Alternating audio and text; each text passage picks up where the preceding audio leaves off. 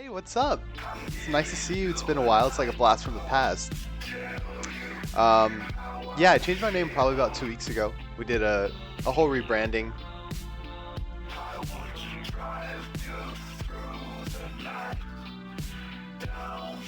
So, yeah, but welcome in. I haven't seen you for a while for sure. All right. So not only did we get Festify working yesterday, or for today's stream, we also got the webhook bug fixed last night, which is super exciting. And it was something really dumb, so. I've not been up much at this time because it started working and I mostly just sleep and work now. Ah, gotcha. Well, hey, congrats on starting to work. That's always fun, right? Always good. But yeah, no worries at all. I appreciate you coming by and spending your time awake with me here.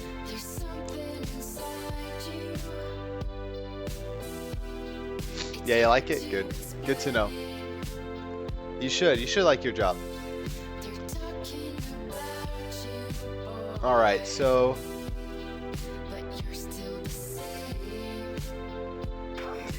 what are we gonna do? Let's go ahead and I had one commit on here that I needed to change because yeah, there we go. Because I just removed something, so git add git commit removing old tunnel library or module.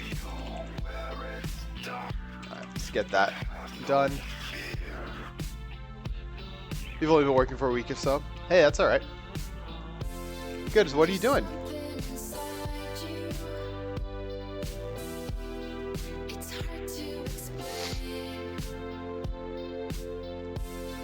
Alright, we got that. So the next step of this process is going to be moving on to actually, let's just make sure this is still working before we even continue. It should be though. So I'm gonna go ahead and do ng-serve, and we're linked up right now to Dr. Disrespect's Twitch channel. So when I start this, if there are any people following his channel right now, we should be able to get that information. I work in the kitchen at an assisted living center. Oh, that's awesome. I'm sure it's super rewarding. Make some dope food, I'm sure too. Alright, so go to localhost 4200.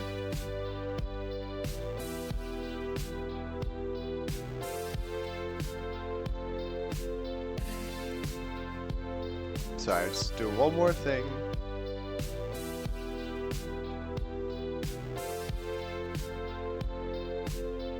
Alright, cool. I just serve for food right now, but I'm wanting to be a cook. That's my dream job. Oh, that's awesome. That's a cool dream job. I cook all the time. I'm a very passionate cook, I guess. I always love cooking for the wife and I. So that's awesome. Something about food, that's good, right? Alright, cool. So we set up our follower webhook. That's good to go there. Twitch follower webhook there. Follow-up accepted, returning challenge. So essentially that should be working at this point. Assuming that our... Okay. So we had our GET request here. Oh, I wonder... No, that's good. Hook follower. Yeah, I changed it yesterday. We can also go to someone who is live, but we just got a follower here. So you see new follower, that's the day that comes in. So someone just followed Dr. Disrespect's channel. Literally just had a mini heart attack. Got really scared that this wasn't going to work, but it's working, which is awesome. So there's two parts to this, right? we have this set up.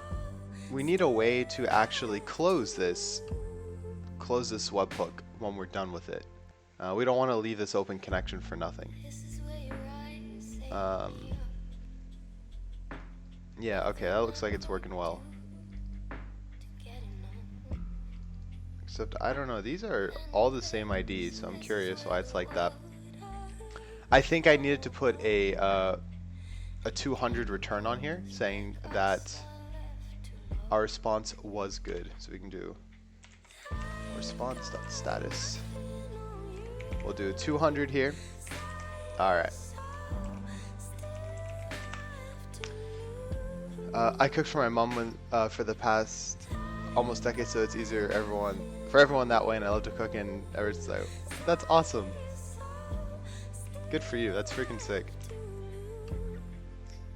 I love cooking weekend breakfasts. That's my go-to at the moment.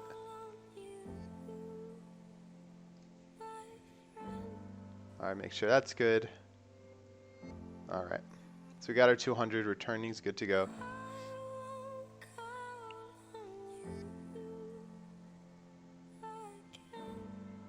Okay.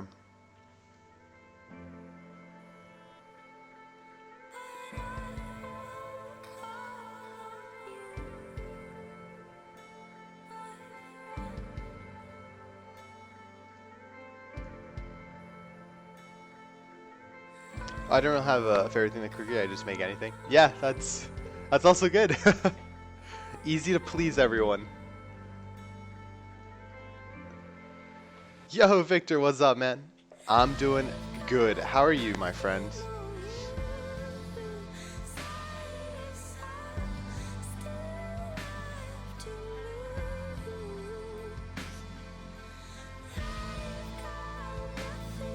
Okay, so the idea with this... Oh, Victor, we got it. We got the WebSocket stuff working yesterday. Or the webhook. Yeah, I know, dude. It was so dumb. So, the library... And you can see it's actually working right now. This is off of Dr. Disrespect's channel. I was using a library that had APIs where you could make a tunnel for the web, right? And for some reason... that tunnel just was not working, even though I could call that post request outside. Twitch wasn't liking it, so I'm like, I'm just gonna try ngrok. Like, I know this has always worked for me. I downloaded it, I switched it over, and it worked. So I think it had to do with the library, unfortunately. But yeah, this is literally what we're supposed to be getting. We get the time that's the person was followed at, from who they're followed from. And we can get all that information, you know, no problem at all, which is really great. It's going to be tricky when we need to get all the users, like their usernames from these IDs. Like, what if a massive number of these are coming in at a time? That's going to be crazy, but we're going to figure it out. We're going to get it done. Oh, that's cool. Maybe the library is needing a use port or anything, or it's blocking some ports. I don't think it was blocking anything, in all honesty. I think I don't know. I honestly have no idea what it was. It was really weird, because it worked. It worked if it didn't go through the Twitch API, or the Twitch webhook. The only bad downfall of ngrok right now is that you can only do 20 requests per minute. So we might run into issues where it's just going to stop, because it's like, dude, you've hit over... Like last night, I was doing it on Shroud. I don't know if you guys know who Shroud is, but he, I think he had like 60, 70,000 viewers last night, and in a minute span, I hit like 120 followers. So, we'll see. Dr. Disrespect is not online right now, so that helps that when the person is not online, it's easier. But with that said,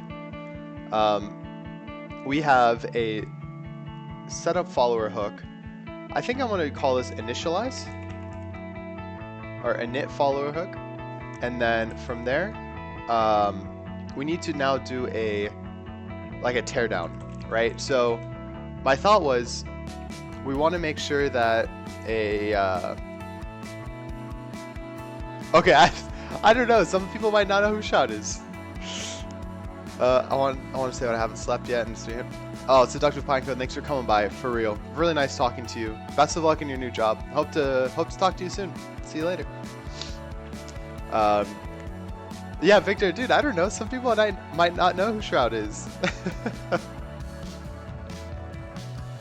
You never know, man. You never know. You never know.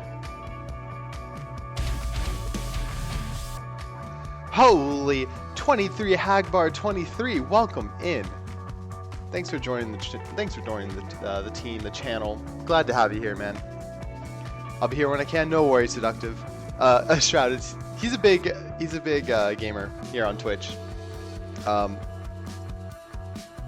Check him out sometime. He has some quality content. By the way, I didn't know who Shroud is looking up now. See, Victor? Look at all these people. They don't know who Shroud is? Oh, I was only watching him while playing CSGO, not PUBG. Ah, got it. Dude, he's an animal. I honestly only know of him because of the duos that he plays with Dr. Disrespect. Hey, but welcome in, Hagbird. Really appreciate you coming by, and thank you for that follow, my man. So this is what we're gonna do. We have a init for the follower hook, and now we're going to need a unsubscribe for the follower hook, and we're going to do this based off of when a stream goes up or down. So guess what we need to do? We need to set up another webhook. Yay! Hopefully this will be much easier, since we already know what we're looking for. He plays PUBG? Yeah, he plays a lot of PUBG. Huge PUBG player. He used to be a pro player, I guess CSGO, but I think he played other things as well. I get nervous when I go into chats with like 30 or more people, so I don't usually go to those. Yeah, well, he has like an average of 50, 60,000 viewers, so I'm sure you'd get very nervous at that point.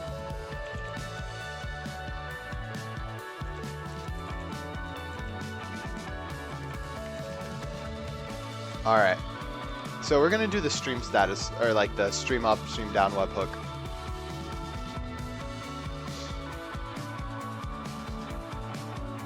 Topic to users, topic, stream up, down. So this is the one we want.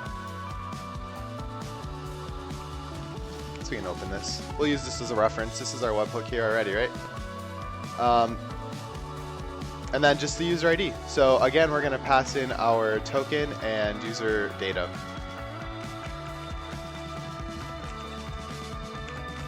The easiest to do at this moment in time.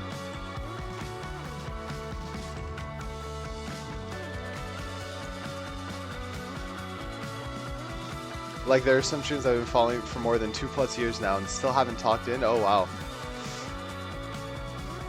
He was a pro CSGO player but was kicked out of his team, which then went out to a surprisingly won the tournament. Wow. Why was he kicked out of his team, Victor? That sucks. He has a killer aim. I'm amazed every time I watch him. I'm like, how does he make these freaking shots? I'll never understand. Essentially what we can do is we can just kind of copy and paste this in here. I'm perfectly cool with that, because we've already written all this code once before. So no point of having to write it twice.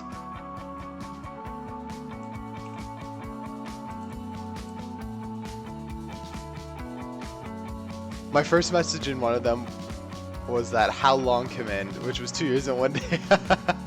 Lol, so you're probably like, oh my gosh, it's been so long. I have no idea, they weren't really winning, but I always liked him though. Yeah, he's interesting. He's an interesting guy. It's funny. Oh, you know what? We're gonna have to change all these log statements here to use the proper method name now. So init follower webhook. Init follower webhook. Init follower webhook. What else we got? Any other logs? Nope. Okay. And init stream status webhook. So the plan is, when the stream goes down, we close the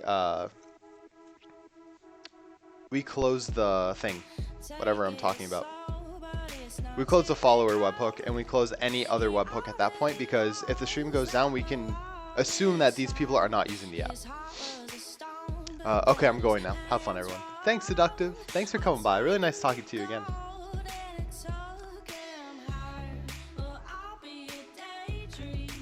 Alright, so not only will we have to probably create... Okay, we're probably going to have to also create our another hook here. Man, I'm having a hard time talking today. I don't know why. You'll lurk? Hell yeah! Thank you for that.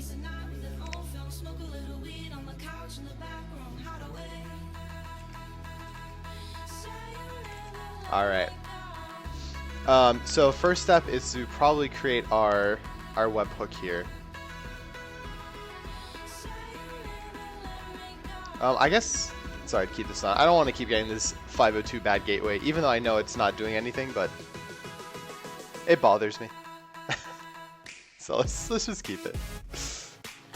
Well, let's keep it on, whatever. And we can watch the data flow in. Init stream starting, and we have stream up, down, hook.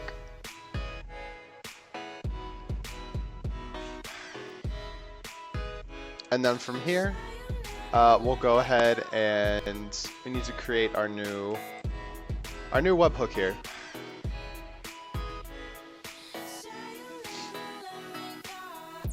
So we have add new user.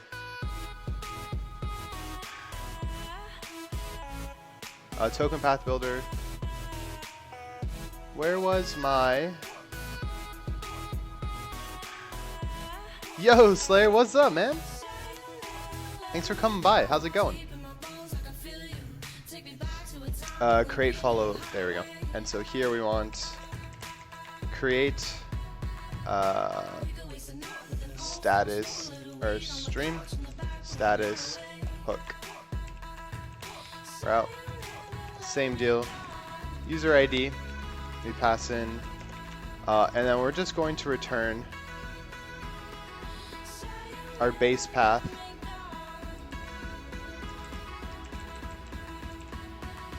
And our base path is going to be hook, status, and then just user ID. I think that'll be the easiest to do. Oh, I also changed my webhook. I don't know if that made a difference, but the callback route seemed to make a lot more sense to me.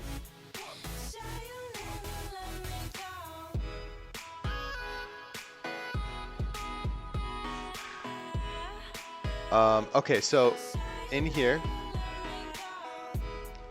create status, and then we can do add new user, let follow hook, and then here we're going to do let stream status hook. So equal that, and we're just going to do our user data dot user ID again. So we have ID, Twitch display name, follow hook, status hook, stream status hook. Let's just call this status hook as well. We already know this is for a stream, as we are using Twitch APIs. Status hook. Alright. So in here, then we can do that's init follow.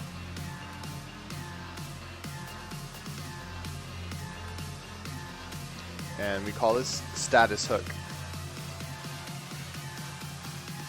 Awesome. So init stream status here. And then we can set up our callback, which will be status hook, and then our hub mode subscribe, and then our hub topic.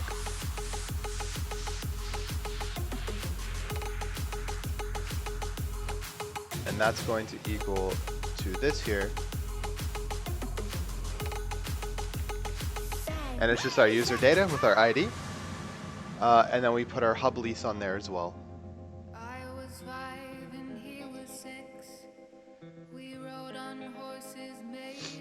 I'm still working on those crappy shared hosting PHP sites. Feels bad, man. Oh. It's alright, man. Get through it. Push through. Then you can move on to the fun stuff. Alright, so our hook params are set up there. What else do we need then? Our var requests, we do a post. API-based hostname, our webhook path, same deal with our bearer. Application hook params.length. Our response, same deal. On data, and then we want this guy down here. Stream up, down is listening. Stream up, down. Webhook is denied. Okay, awesome. This is much easier the second time around. Okay, so we have this webhook set up. So now let's go over to our main route. Basically, this is our whole setup, and we'll probably end up breaking this out into something else because holy crap, there's a lot of setup in here for when someone first logs on. It's because every time someone gets into the app, authorizes with Twitch, and then backs out, we have to pull all that again, and we have to set it back up because every time we tear it back down. And then so we can do twitch.init stream status webhook user token here, and then we need to set up our route as well. So I also changed something else. Hold on, guys. Let me do a cough real quick. Excuse me, don't want to blow out your ears. So I actually ended up doing a server.all on the routes. It made more sense to me, and then I just checked the method to see if it's a getter or post. Consolidates it more, keeps it together. So we're going to do the same thing here. And this will just be the stream up down. So we have hook, status, and then ID as well. I'm thinking I might want to change this. Maybe we're going to call it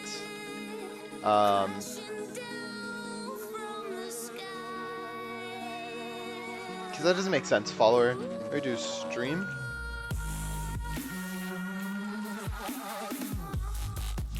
I like this one. We'll do the stream status. That's what our route will be called.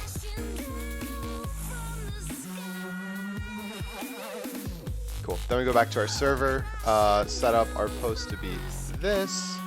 So hook stream status, ID, blah blah. And then we can do Twitch stream up, down webhook, and then we're in. We can say it was denied here, and then we give the reason. Twitch stream, up, down, webhook accepted, returning challenge. Parse out the challenge, give it back. And then we can say, here, what are we going to get back for this? So we're going to get data that comes back, and we can check the type on it. So I'm always curious. So they return an array, but they only have one thing in the array. So we can always say that's going to be the first spot in our array.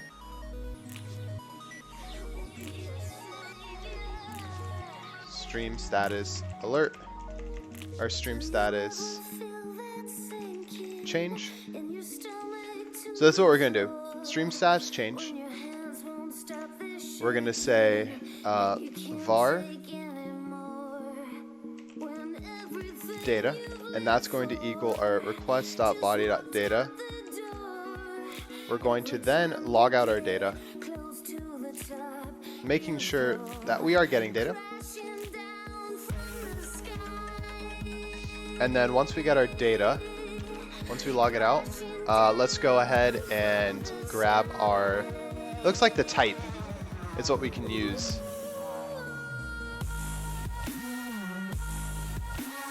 So what if it goes down?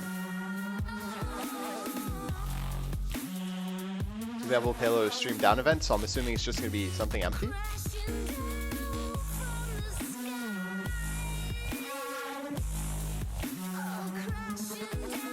Yeah, started at, yeah. So I think it's pretty safe to assume that if the stream is up, we're going to get something. If the stream is down, we're going to get an empty array.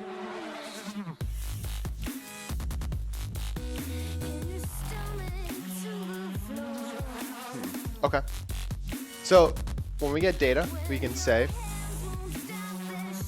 log that out there.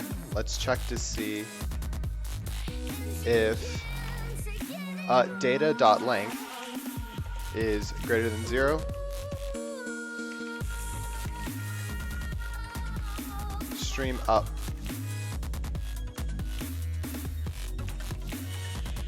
And then else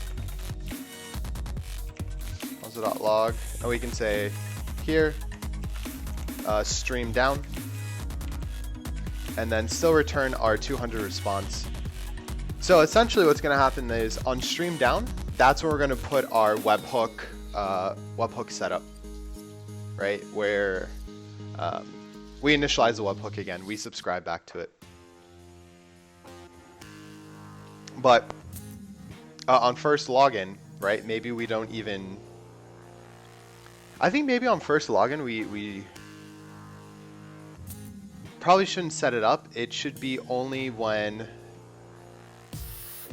the stream is up, when we go live.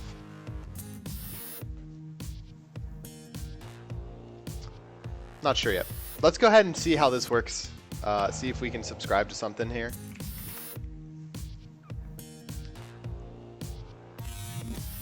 Yeah, and see if we get our expected results. So right now, again, guys, we are going off of Dr. Disrespect's Twitch channel.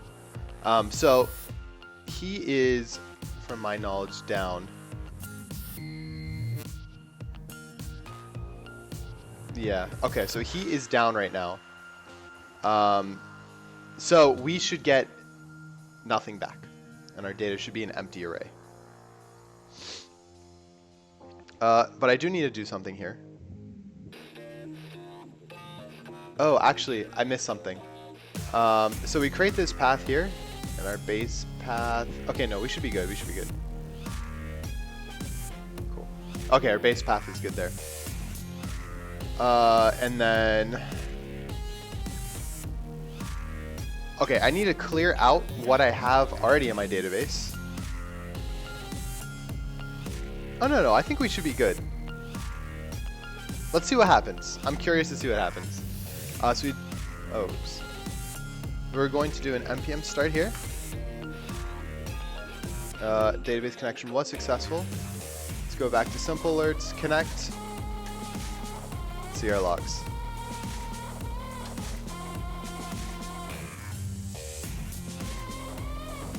Okay, so we are getting new followers. The webhook is still up. So init stream starting, stream up down hook undefined. Ah, it was denied. Okay, I know why.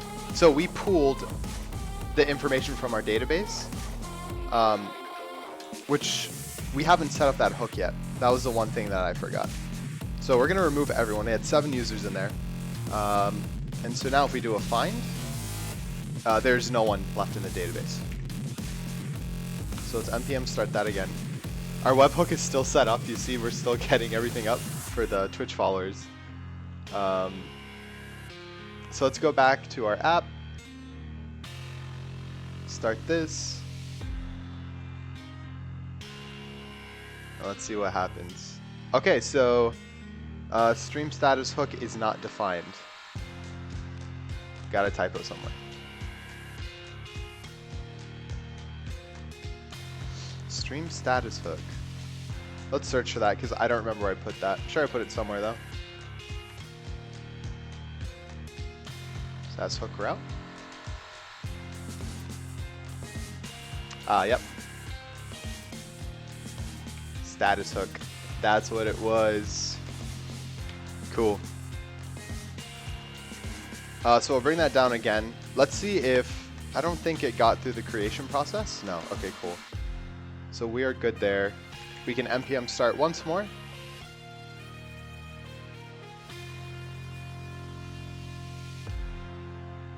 We're gonna authenticate, stream up down hook, awesome. Okay, stream up down, webhook is listening, follower webhook is listening. New followers, good. Twitch stream up down webhook accept returning challenge. Blah blah blah. Okay. So this works technically, but we don't have any Twitch follower webhook. Yeah, we don't have any way to get the current status during this webhook, right? So now if Dr. Disrespect goes live, we should get a notification saying, hey, Dr. Disrespect is live. So we need a way around this as well. I think the way around this is to make a API call to check to see if the user is live. If they are live, set up the webhook. If they aren't live, don't set it up yet. Keep it down on initial login, right? And then that gives us time to set up our stream up, stream down webhook. And if they're set up, right, then we should be good to go. Awesome. Yeah, I don't really know how to test this one that much unless I just start broadcasting and then not broadcasting, and then we just look at that. All right.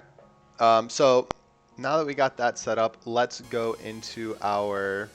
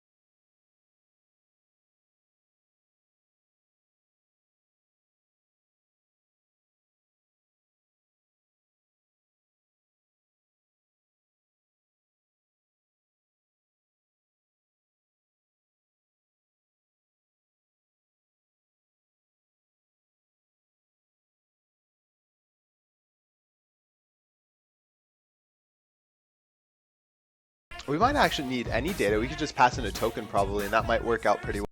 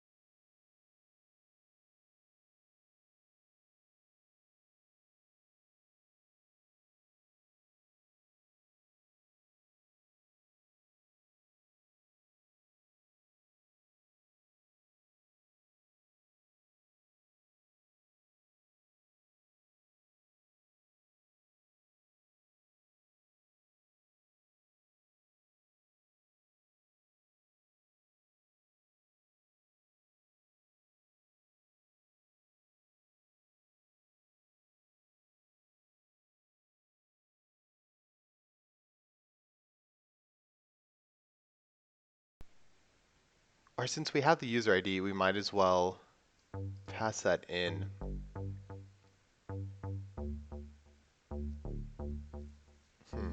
It's good. Thanks, buddy. Just munching. Hell yeah, man. Enjoy your munch. Enjoy it, man. Thanks for coming by like always, my dude. All right, so I'm thinking what we're going to do is we're just going to throw in our authorization token.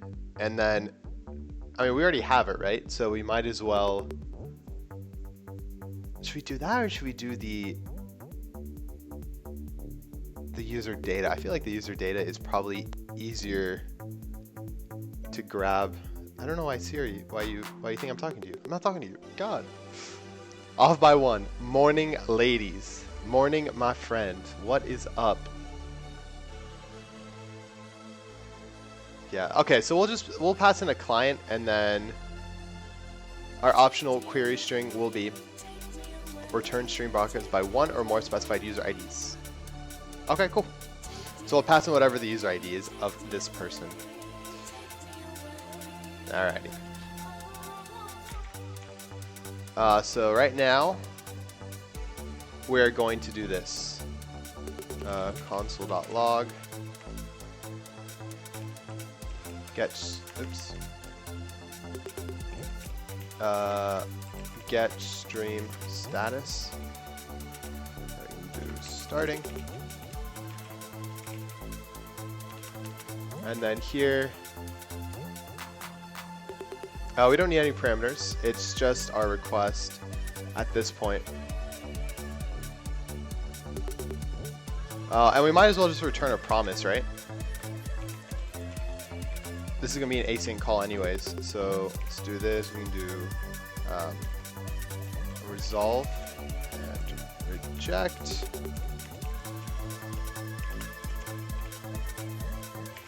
And then we can just throw in a wait on there. So let's go ahead and just do our request. So we can do a HTTPS request. And essentially what we're going to do is our method will be a get request. Right? Yeah. Our method will be a get.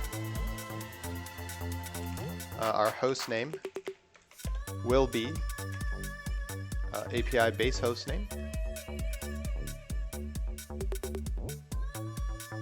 Yes, okay. So I wanted to double check. API base host name. What else do we need? What else? We need then the path. And then we can throw in our custom path, which will be Helix streams. And then this is also going to have a query of user ID, which will equal. Oh, we gotta do ticks here.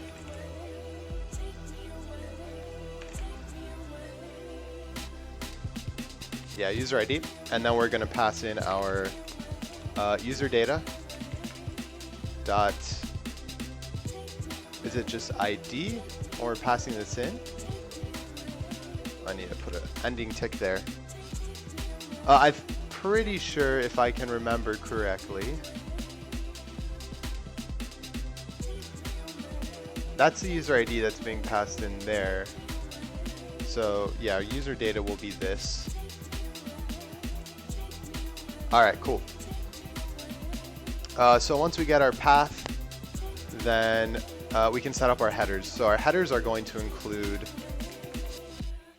the I think content type as well as the client ID.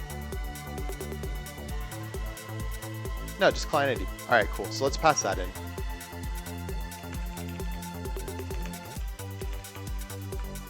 Client ID. And then we're going to do process.env. And then it should be Twitch client ID. Yep. Awesome. What else am I missing? I think that's it. And then we can just log out our response from here. So we can do response. And that's going to include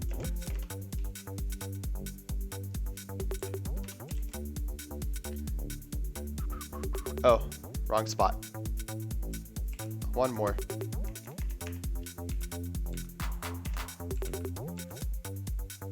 Yeah, we're gonna want to do this here. Awesome. Yeah, so our response will go there. And now we can do same deal as down here, basically, right? Response on this, on that, on this. So let's just get this from here. Response to error, console.log error, response to on data, response to on end. And this is the part that's going to change a little bit. Oh yeah, we are going to want to collect our data here though. So let's go ahead and get that. How should our data be received right now? We can just set up a var stream data, and then we can do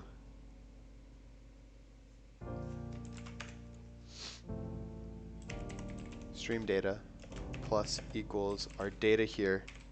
Just keep appending to that just in case. And then on end, if all is fine and dandy, we can do resolve stream data. And we're going to pass back our data there.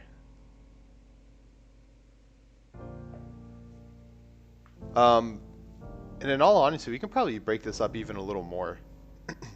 This file has become so complicated, I'm so lost. Oh, really, Victor? So this file right now is just Twitch. This is all Twitch. And so if I break it up like this, right? What we have is we have a auth token. So twitch.getAuth token. We have get user info. We have get stream status. We have a init follower hook and an init stream status webhook. So that's basically what our Twitch object is doing at this point. And then this stuff is pub stuff. I don't want to delete this yet because we need this eventually, and we already wrote it, so might as well try to use it when we can. But yeah, this is handling only Twitch related things. But we might need to break this down even a little further to make it more legible.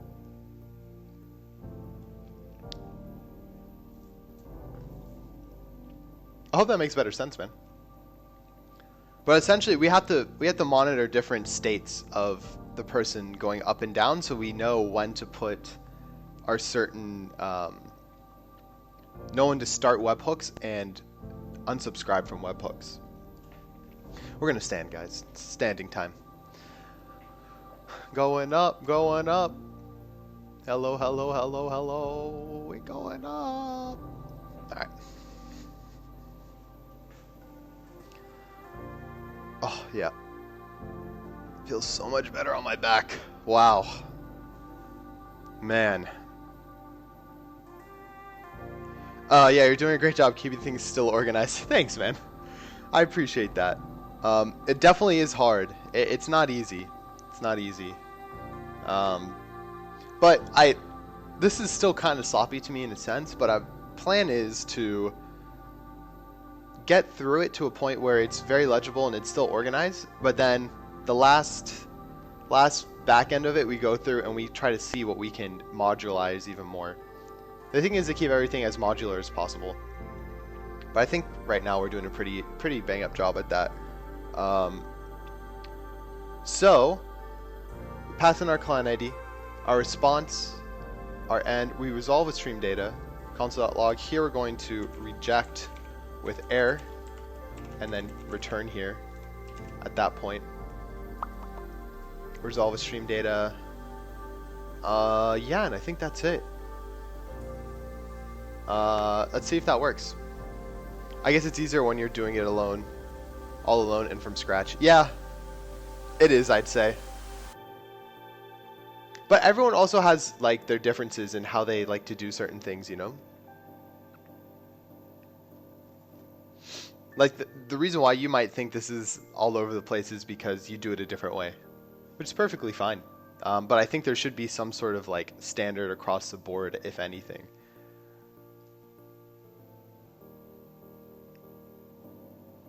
All right, so here what we're doing is we're saying, Check to see if user is part of SimpleAlerts. If no, then we're going to add new user. We await that. After data is here, set up webhooks. So then here we're going to say if user is live,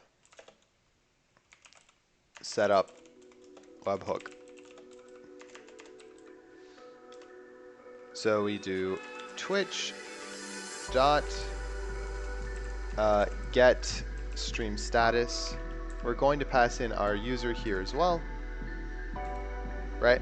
And then once we get, we need to put in a wait here, and then we do var stream status, and then stream status, our data that we're getting back here, right?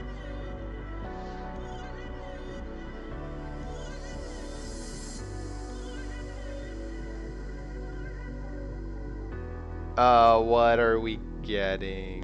For example, okay. We need data, so we need to do streamlabs.data and then type, essentially.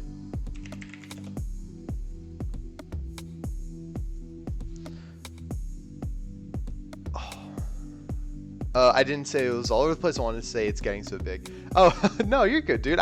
Honestly, I didn't take it in any way, so I appreciate that, but don't worry about it, man. No worries at all. Yeah, it is. It's definitely getting big. There's a lot of moving parts in it, and this is all just backend code, which is the funny part to me. So we're gonna need streamstatus.type. And then we can check to see if it's going to be live, vodcast, or nothing. So if it's nothing, they're down. If type is equal to live or vodcast, right? Or stream status dot data dot type, and it's an array, so I need to make sure that we grab it from the first part there, because we're always returning one. Or I actually might be able to parse out the data and just return that, and I don't have to worry about doing that part here. Vodcast.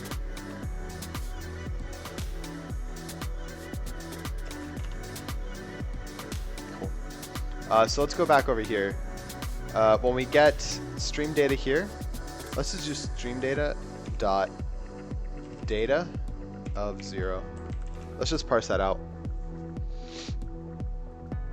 And then I guess let's put our content header in here, right? Our content type, application JSON, just so we have that. Awesome. So that, I think that's looking pretty good. We need to put an if here. So we can put, we get our stream status if stream status.type, take out the middleman, is equal to live or vodcast. Then we can say console.log user live. Let's set up webhook, or let's set up follower webhook, because all we want is the follower webhook to be set up here, and then every single time we're always going to want our stream status webhook to be set up, because then we'll be able to tell when we should bring down our webhook or not. Okay, cool. So if stream status live, user live, let's set up follower webhook, Twitch init follower webhook, user token. Okay. So the main thing is to make sure that our stream status property here is working. I think everything looks pretty good. Nothing pops out at me immediately, which could be bad, because knowing me, there's some sort of typo somewhere, right? All right, and now we're actually going to change. We're going to change the username to me because I'm live right now. We can check that out. So test user. So we're going to do pixel logic dev. We'll grab my user ID. And then I can throw that into my environment file. Sweet. And then I'm going to throw this back over here. Oh, crap. I stopped ngrock. I'm going to have to restart it.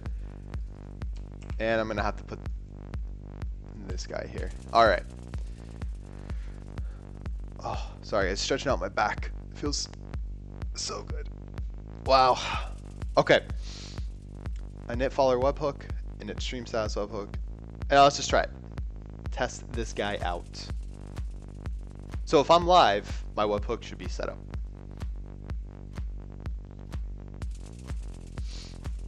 So let's do an npm start.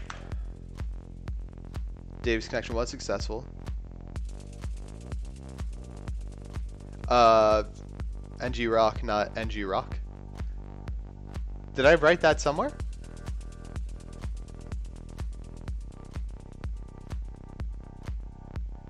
Ngrock? What? No. Yeah. Okay, but how? It's just ngrock. What else would it be called? Ngrock? ngrock? Unless this is some new Angular plugin, or do you say the whole thing ngrok? Nah, man. What are you talking about?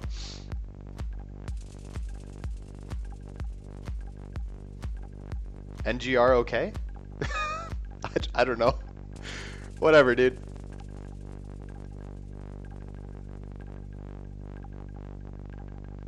ngr? ngrok? I feel like a fool right now. All right, let's go back here. Let's get our webhook set up, guys. All right, connect. Going through. Get stream status starting. Oh, we didn't end it. Damn it. Already found an error. I don't pronounce the ng separately. I don't know, man. We'll just call it rock. So let's get our rock set up.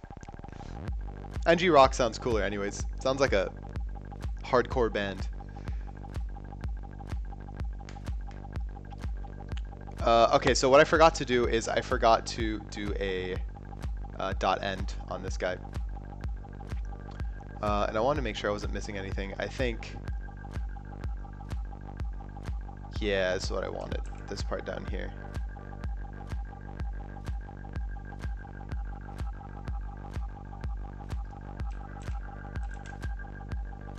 Okay. Sweet. So let's try that again. Feels bad, man.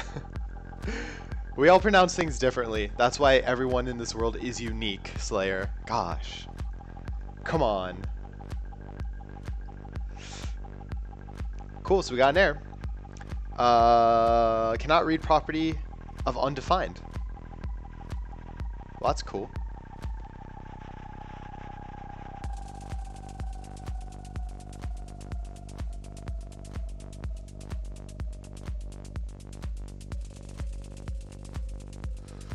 Do we not get any data back?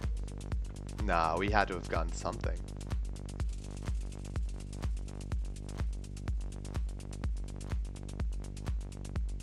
Stream data. Let's I guess try printing this out first. Let's print out stream data and let's see what we get. And that's gonna start breaking everywhere else, but not a big deal. By the way, if you feel like sound music, you may like web radio on music.ch. Cool, thanks, man. Yeah, I'm feeling this. This is pretty good. I heard an interesting theory on that the other day. How having different pronunciations of words is a way for the intellectual snobs to look down on us commoners. Stupid. I'm gonna say something differently from you, and you're gonna say something differently from me, and that's it. So dumb. I'm not surprised by that. Data. So no data? There's no data in here? So we got something back, but how come I didn't get any data? That's so sad.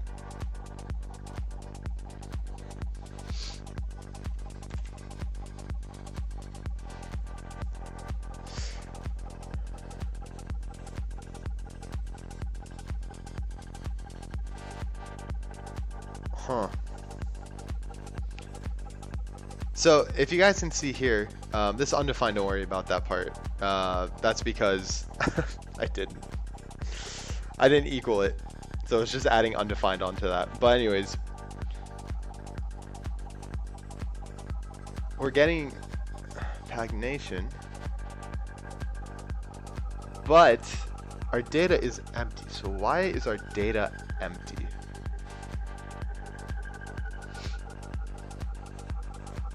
Right? Like our client ID is set up properly. Unless it's not.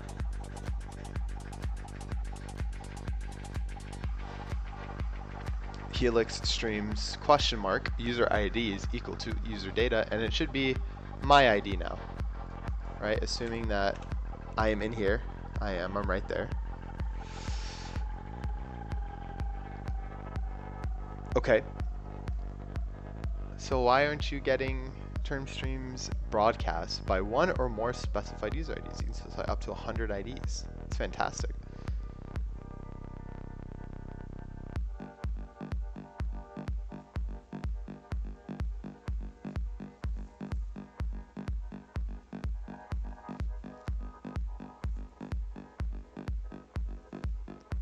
Yeah, so these are all optional parameters.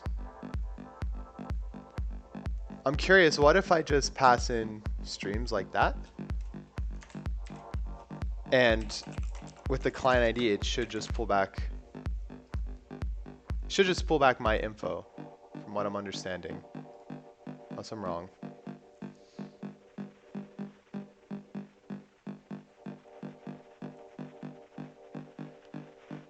We got a buffer.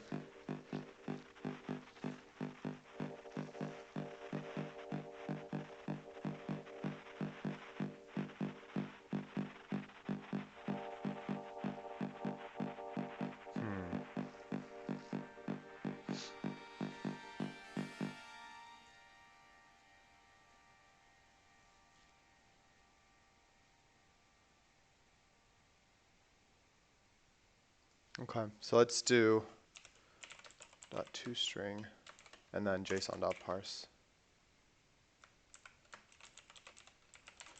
Let's see if this helps at all.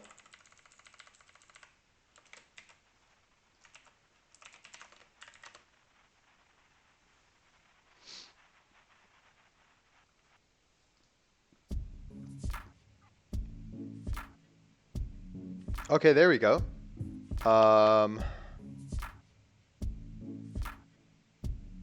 The hell?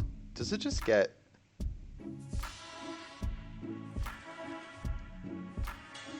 No, that's old, that's old.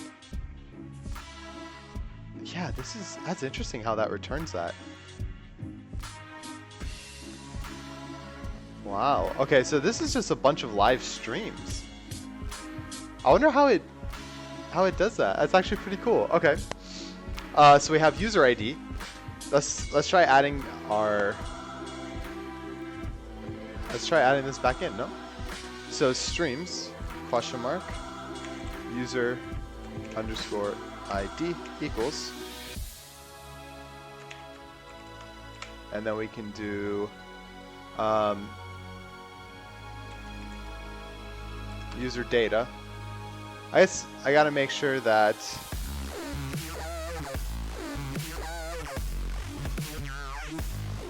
I want to make sure I'm using the right user ID. Pretty sure it's supposed to be this, because it just could be null, which is why we're getting back nothing. Let's try this.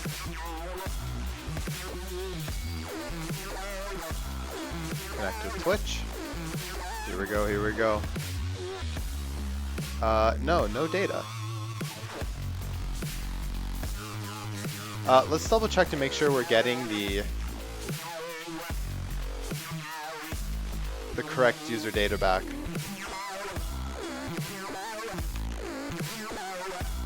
So I might not be getting the right user ID. User data. From my understanding, it was user ID. What we're pulling back, right? And if that's being pulled back, we should be able to set that in our query. Ah, no, it's not it. It's undefined. So that's why it's not returning anything. What was it then?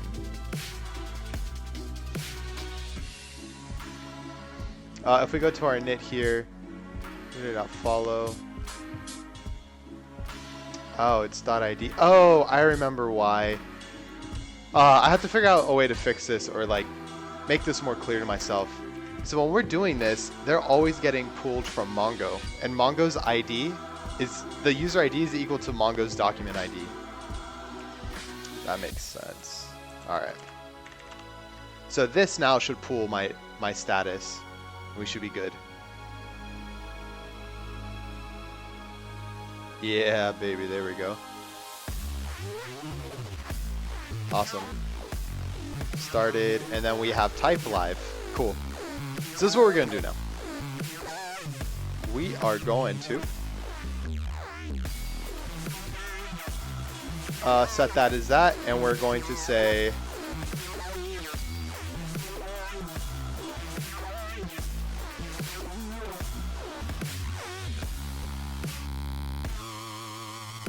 response to on end. Let's do if stream data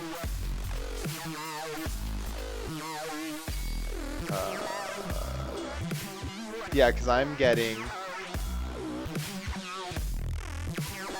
here. Let's call this stream. I guess that's data. And that data is returning what, technically? Oops.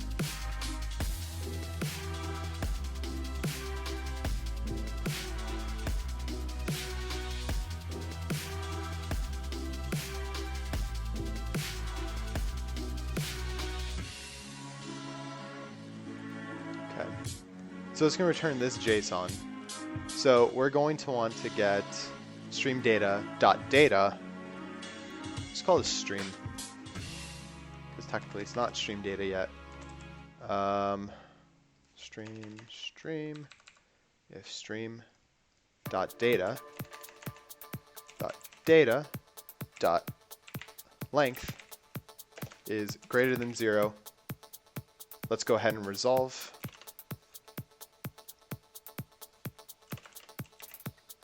the stream.data, else we are going to reject.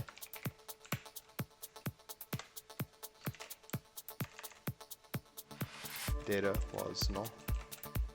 Put that in there for now. If stream.data length is greater than 0, we will do this. And when we pass stream.data back, we should do stream.data of 0. Right? Because then we can just get our object back, and then when we go into our server, all we have to worry about is doing our stream status.type. Let's call this just stream.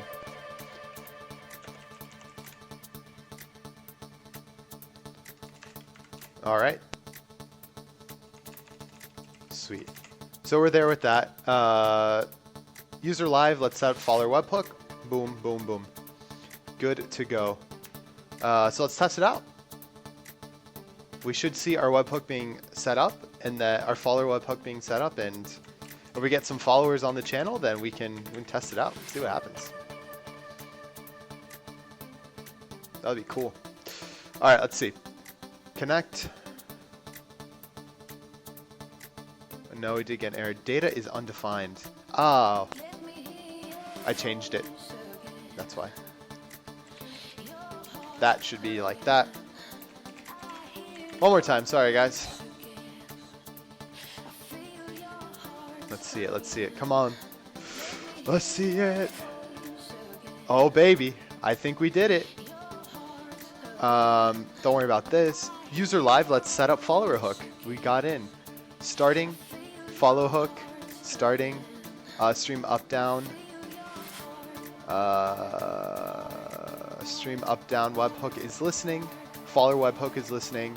Oh, baby. We in. We in. So you can see we have hook stream status, and we have hook followers. So we have both webhooks set up. So if someone followed my channel right now, they would be able to see the data come through here saying that it's set up, which is freaking awesome. That's sick.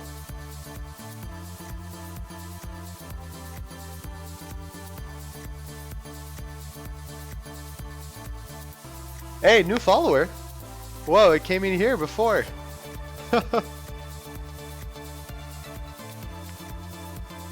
It came in before 2 new followers. It came in before it even comes into freaking Streamlabs. Wow. See, this app is gonna be a Streamlabs killer. JK. That's interesting. So it comes in multiple times. So unless it's the same person following and unfollowing. But no, they have all the same timestamp. Really weird. A second account with those. Thanks for that, off by 1. Appreciate that. Tro still with the follow. Thank you very much. Welcome to the team. I'm assuming that probably is off by 1. Thank you very much for that, my friend. Yeah, that's interesting. So 3 of the same requests.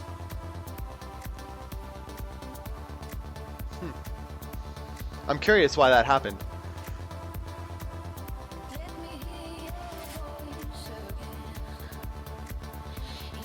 Interesting. I'm not sure. But we got it. It works. So that's the cool part. Our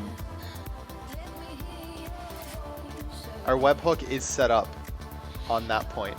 And then we have a net stream status. So here we can say press data. Data. Okay. And at this point, Fubiwan. Nope, was not me. What's up, Fubiwan? Thank you very much for that follow. You guys, look, see, all your follows, the webhooks are coming in. But it's weird because, okay, from user ID, these are all the same follows, so it's coming in 3 times. I don't understand that part. Welcome in, Fubiwan. Welcome to the team. Welcome to the team. I don't know. Yeah, and see, we got another one. Man, this is much quicker than Streamlabs. This is actually pretty amazing. Like, that delay is so bad in Streamlabs compared to this. I wonder if they're using the WebSocket. They must not be. I feel like they're using the WebSocket. I mean, obviously they're getting a million times more traffic than I am, but that's interesting how it works. Huh. Thank you guys for those follows again. Appreciate that. So now what we need to do is we can finally set up our unsubscribe method. Trostel, it looks to keep capturing the same follow data. Yeah, it does. It does keep capturing the same data, and I don't know why. You know what? I wonder if there are 3 hooks set up. If there's three subscriptions set up on this hook. I don't know if that's possible. Because from what I've understood, when you reinitiate a hook, it should overwrite the previous one for that user. So I'm not sure. Definitely interesting though. Isn't there a limit using the hooks? I believe so, yes. There is some sort of limit. I don't know what it is, to be honest with you. Let's find out. Subscription requests affect rate limits in the new Twitch API. Here we go. The number of requests you can use for the rate limit window.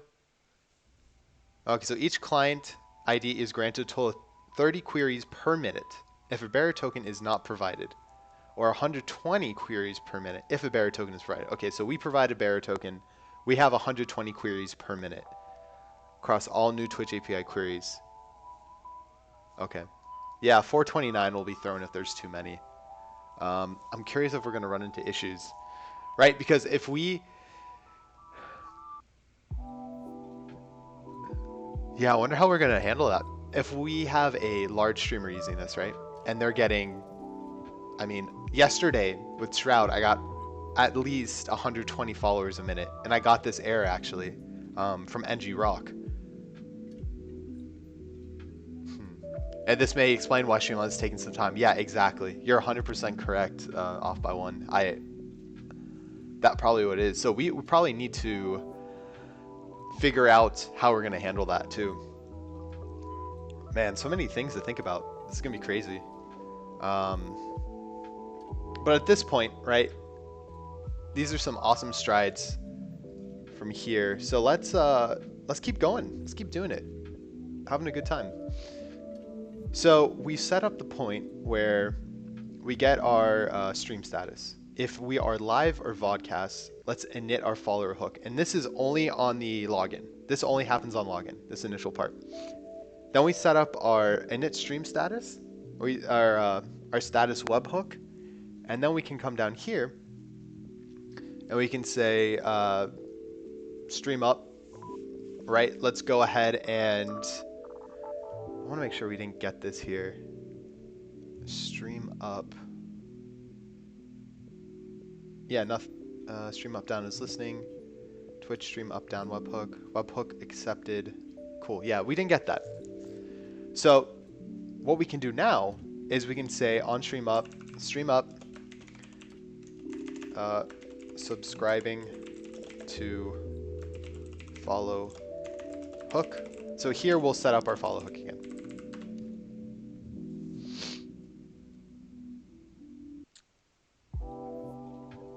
Okay, and I think on our stream up we can get the user ID, which is fantastic. Subscribe to follow hook, so we can do Twitch dot init follower webhook. Oh, I think we need our token. Yeah, shit. Okay. This is something I haven't figured out yet.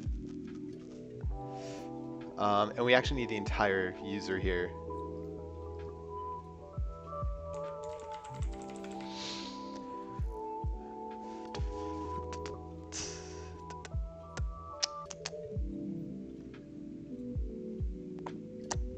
Yeah, there's a couple things I need to think about. So, first off, we need to get user from DB. At this point, they should be in the database if they are doing this, right? Because if they go through the init process, then they're good to go. So we need to get user from DB. We need to also get OAuth token from somewhere. I'm not storing the OAuth token anywhere. And I didn't want to store it in the database. It didn't seem like it made sense.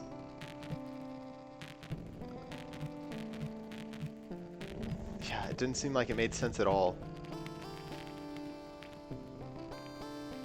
Because then the whole issue is people, like, there's potential for access.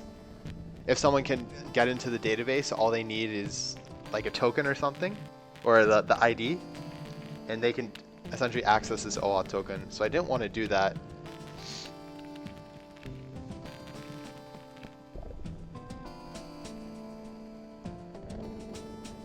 But I honestly don't know what else to do.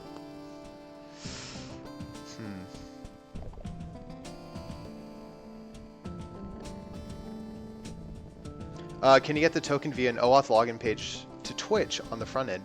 Yeah, so what happens right now, which is what this is doing, is when you click connect with Twitch, it sends us a code in the query up here in our parameter.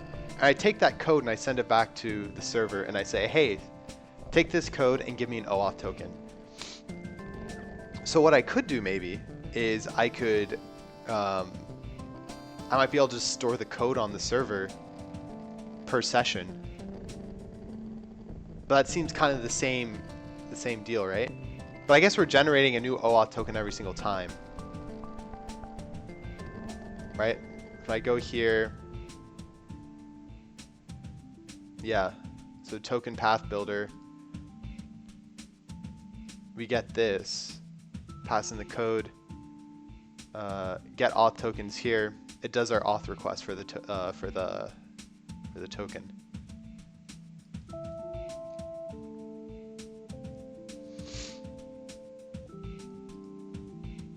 So I'm not quite sure what would be the best approach to doing that one.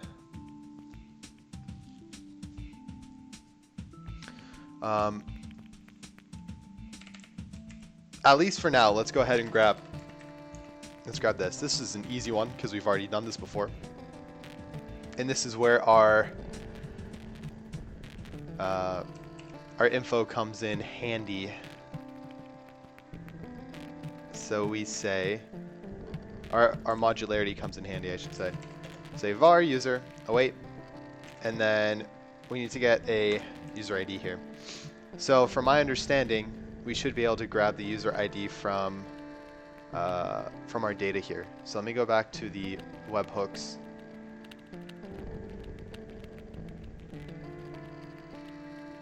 And here,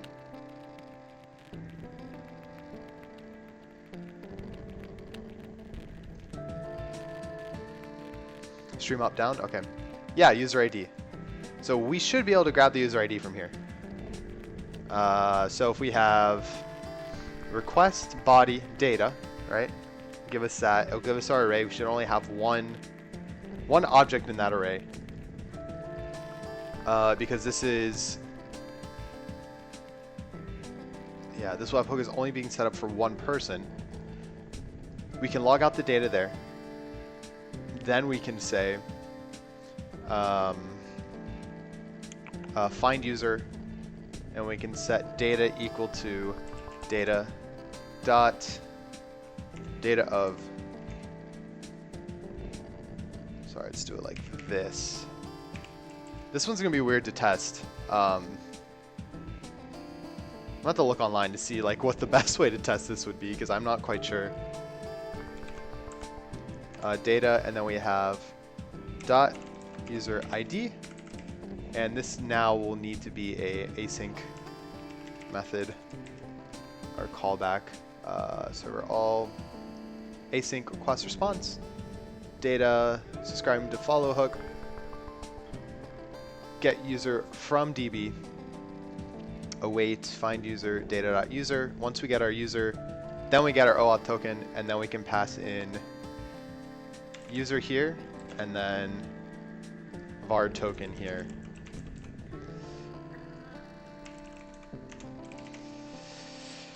Oh man, yeah, this is an interesting one. How should we do this? So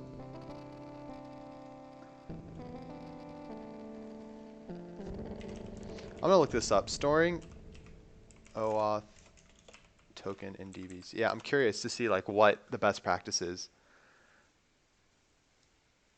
I feel like storing in the database isn't a best practice. Now we'll use the authors to get access token. We can store the access token in a session to start a user session. Now we can use access token to access different user resources. Should we generate access token each time the user logs in, or store the access token in our database? Technically, you can store it in your database and use it if the API calls. Use it for API calls until it expires. Now you have to worry about securing your database in it.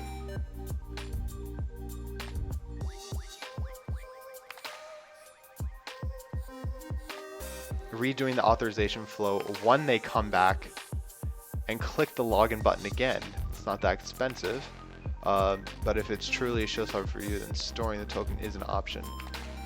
So that's the other issue, or that's the other thing.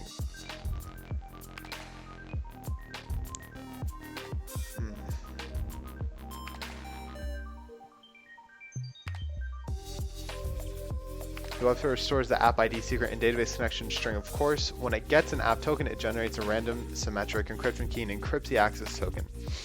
The database gets the encrypted access token, and the encryption key is stored in a client cookie. At the same time, the web server sends the encryption key and the user ID to the backend system as a pair. So I guess that's another way, right? Like technically we encrypt it, and then we can decrypt it.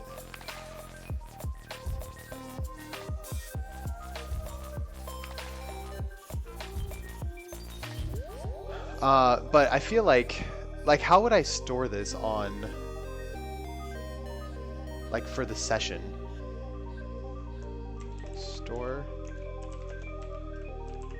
access token per session node. This is what I'm more curious about. You can use session user data. Oh, okay. Hold your database token. If you are concerned about it being secure, then encrypted it before saving.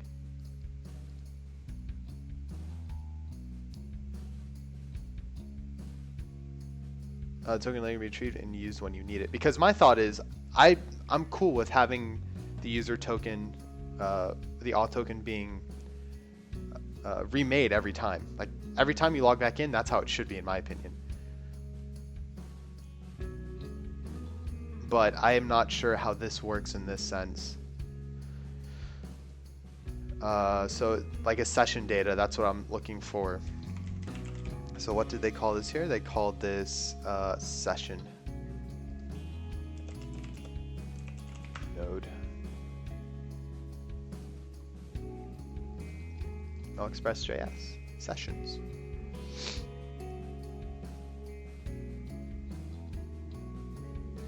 Set the object for the session ID cookie. Okay. Cookie expires. Expires max age. True. Okay. Keyboard cat.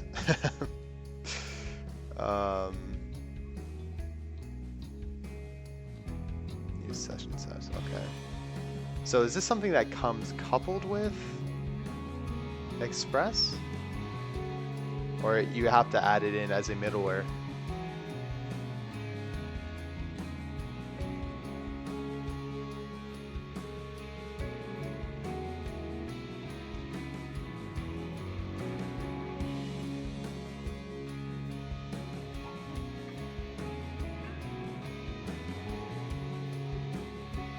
I was be like, how do you set it up? You don't show it.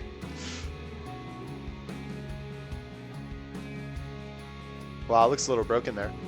Oh, let's see if we can get this to... There we go.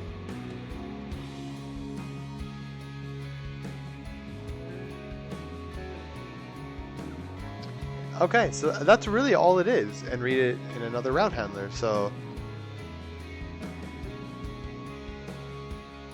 sessions can store the information different ways. The popular way to store data is in application memory, in a cookie, in a memory cache, in a database. This is often simple but not used in production. Storing session data in application memory essentially means that the data is stored for a lifetime of your application runtime. Storing session data in memory also causes memory links as your application stays running. Okay, so in cookies then probably, right?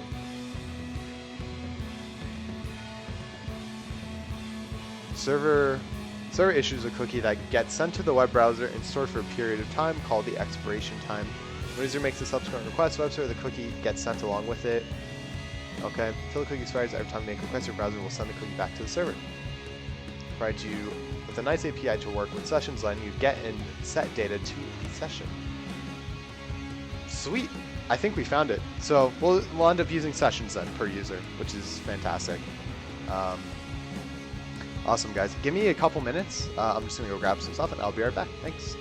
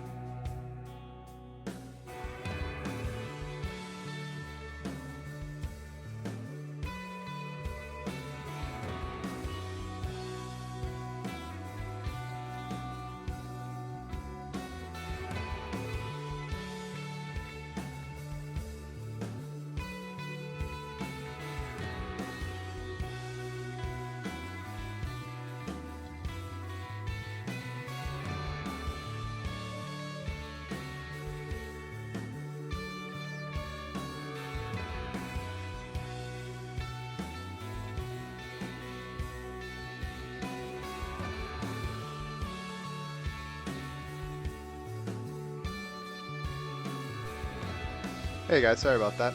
Yo, that's Sally. What's up? Welcome back in, my man. How's it going today? I'm gonna put the desk back down. Alright. So I think we got a good approach going. I'm excited. Yeah, this should be cool. Let's see if we can do this. Definitely is a lot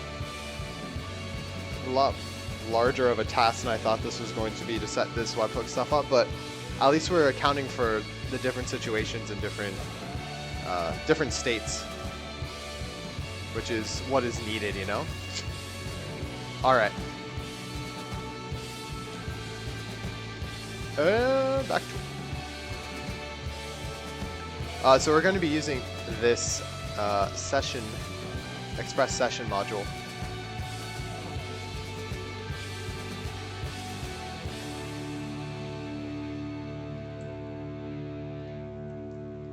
Okay, this was the one we were just looking at too, which is good to know. So the first thing to do, I guess, would be installing it. So we should go to cd simp. No, we want to keep this here. Let's go back over here. Let's close this for now. And we will do npm I, what is it called? Express session. Bring in the express session. Bring it in, boys. Alrighty. Bring that guy in. And then we just do require. Same deal, it looks like.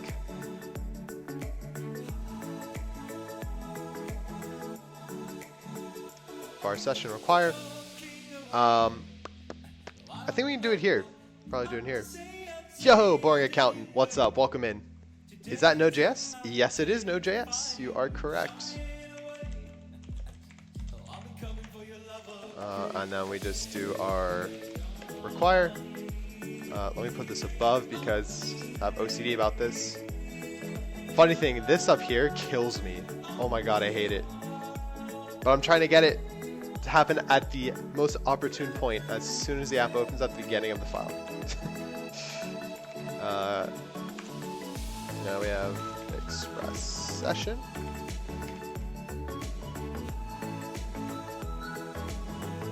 Alrighty, and then create session middleware with given options. So assuming that we do that, all right, then we can do app.use session.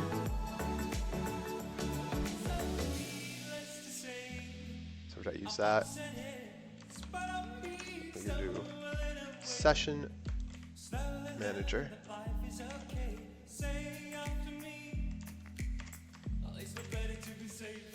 Server.use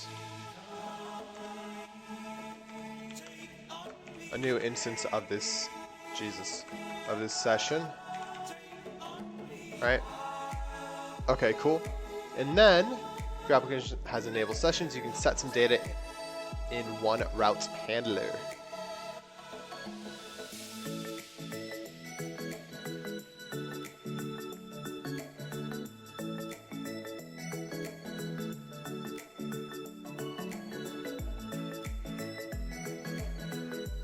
Oh, interesting. Okay.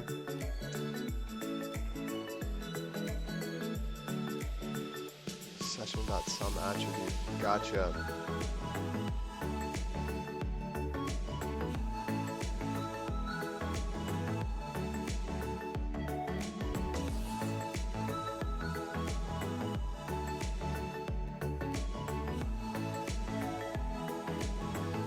For you to secure cookies in production, but allowing for testing and development, the following an example of enabling this setup based on an node environment in Express.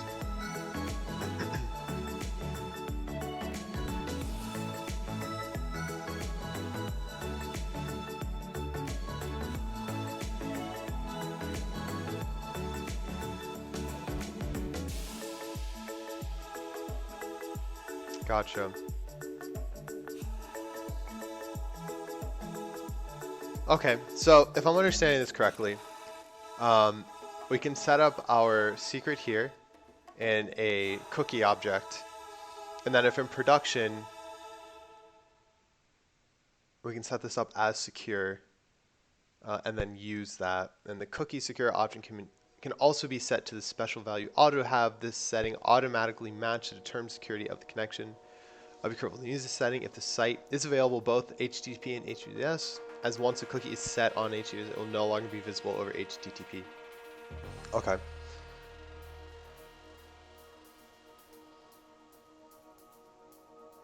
So I think this is the route we're going to want to take, folks.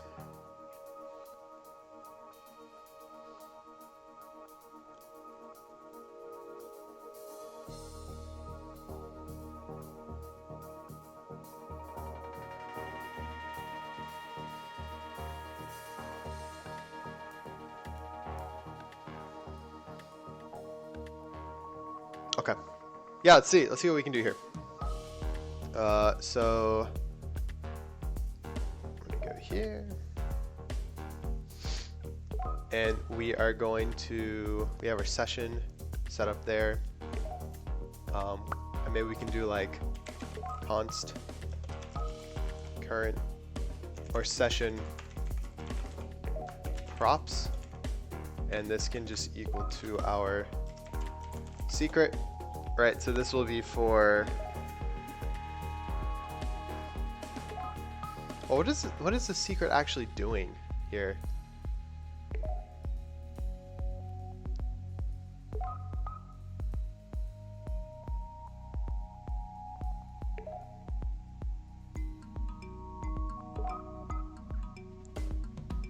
Is not between module cookie present. Session cookie.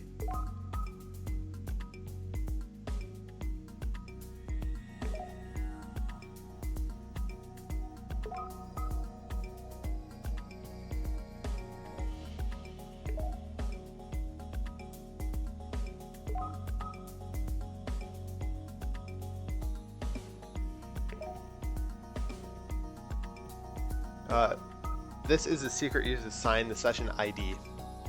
Awesome. This can be either a string for a single secret or an array of multiple secrets. If an array of secrets is provided, only the first element will be used to assign the session ID. Well, all elements will be considered when verifying signature in requests. Okay, so I'm going to set this as a another another process environment variable. Call this cookie secret, and I'll just pass it in here. I think that's probably a good idea.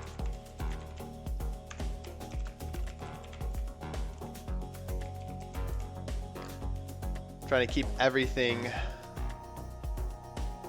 as secret as possible here. So cookie secret, what do I want to give it? I don't even know. I don't even know what I want to do for it.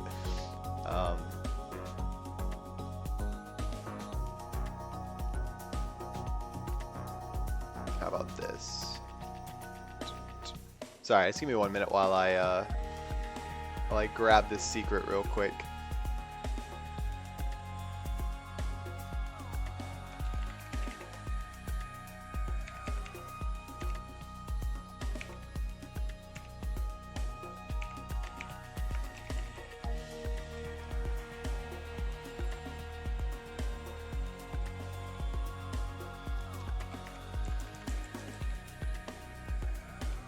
Okay. That's it. Your front end is written in Angular 2+, right? Yes, that is correct. I am using Angular 5, whatever the newest release is for that. And in all honesty, Sally, I haven't really touched too much Angular. It's been all backend stuff. It's been a lot of backend stuff at the moment.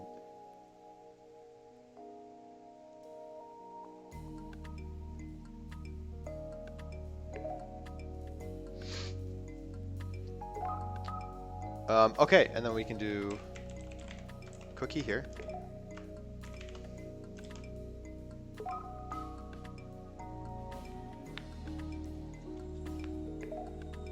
I don't know if we need to set anything initially. So the default value is path, HTTP only, true, secure, false, max, age, null. Okay, that just gives you those values, which is fine. So we do that. And then here we can say if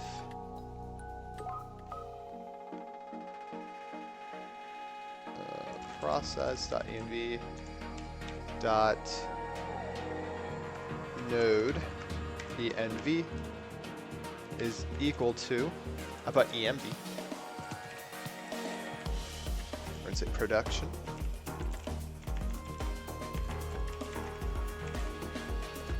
Then we can go ahead and change our session here. So this actually will not be a const, now that I think about it.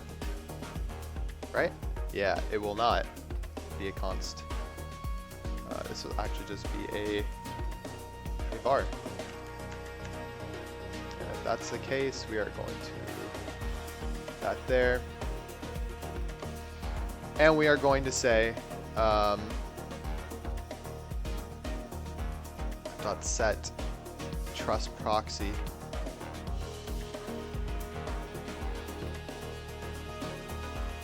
server dot set trust proxy, and we won't be able to try this out until we actually move it up to like Heroku or something, and then we can do session props dot cookie dot secure equals true. Awesome. And then we can do app.use session, and then we can do session props. Sweet. So either way, we'll have this set up, which is good. And so from there, what do we do? Right, like what's our game plan after that? We have to actually set attributes on it now. This thing sucks. They have more example code here. Yeah, here we go. Okay. So we can use the session. We set up our key, cookie, whatever, and then access the session as a request.session, which is dope. That's exactly what we're looking for. But we need to set the cookie first. How do we do that?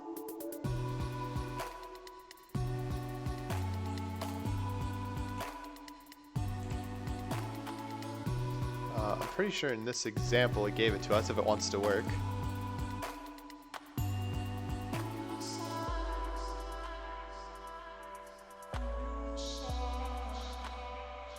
Okay, you can set some data in one route handler. Okay, so we just give it an attribute and then give it a name. That's what it looks like.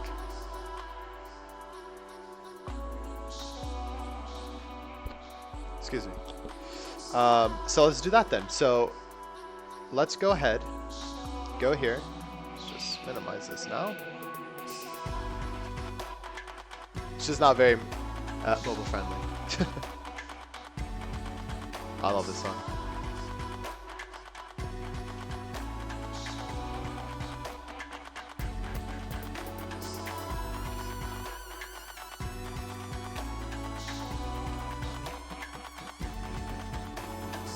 Alright, so we do Twitch token request.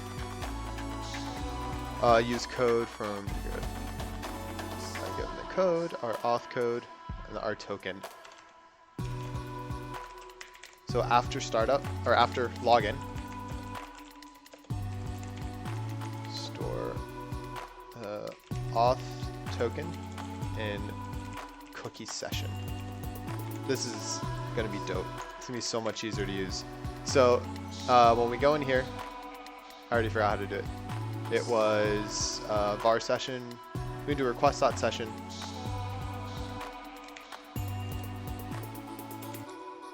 Current session. And it can be request.session, right? That's it. And then from there, we can just go ahead and some attribute equals foo. So var or current session dot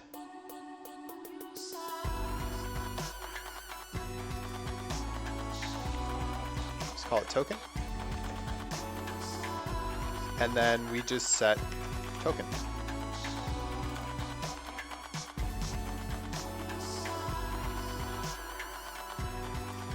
And that's it. That was pretty straightforward. And so essentially, you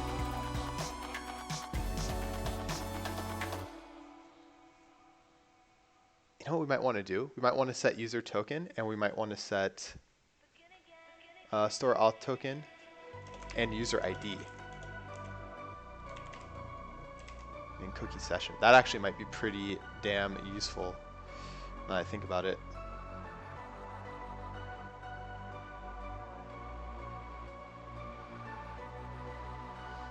Yeah, I'm gonna do that.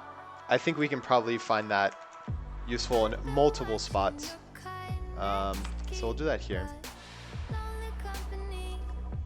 This is another great song too. Dot user ID. User dot JSON. Oh, hold up. Let's do this here.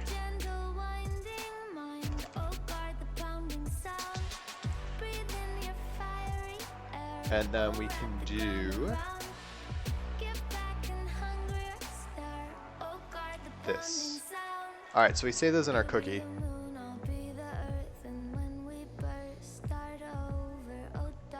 And then what we can do is when we access these guys, we don't have to go in our database and grab the information again. It will just be set up. So in all honesty, I wonder now if we might even need a database for this at all. We might be able to just do everything in session cookies, since every time you log into the app, you have to re-authenticate, like you don't re-authenticate, but you're always going to log in with Twitch, and that will grab all the information from the beginning anyways. Oh no, but what happens like if the session expires? I don't know. Like from user settings, that should be stored in a database, I'd say. Okay, so in here, do that. And so now when we're here, oh, I'm an idiot. I forgot. The hook has the ID of the user at the end. I put that there for a reason. So we actually don't need that. We can just grab it from the parameter, which is even better. Okay. So follower hook, blah, blah, blah, blah. We don't care about that. We care about stream status. So let's go ahead and get this. So get user ID param. And then this can be var user ID. It's request dot param name ID. I think that's how it works. And for now, let's just log this out real quick, just so we have it.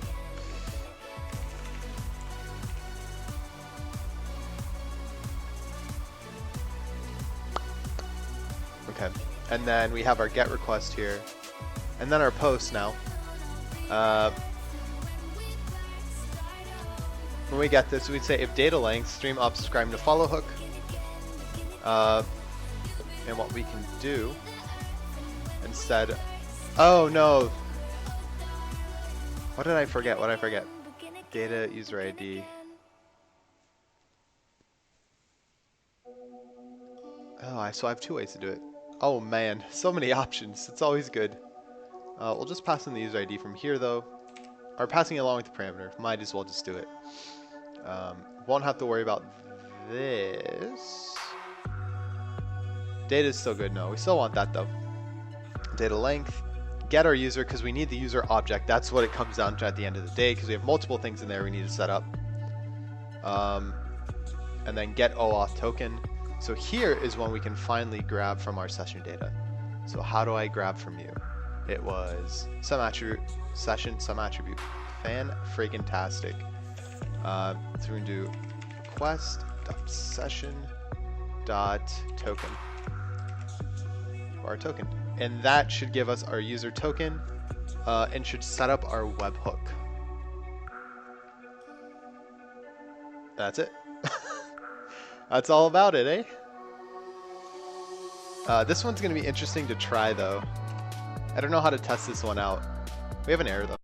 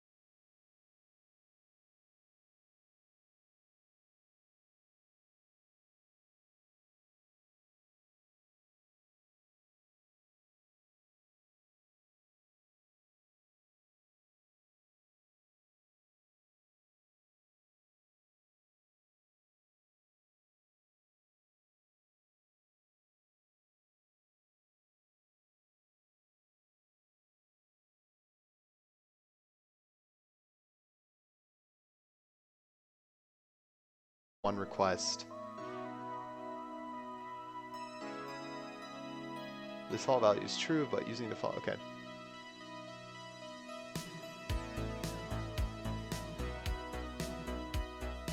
Okay, let's set resave to false.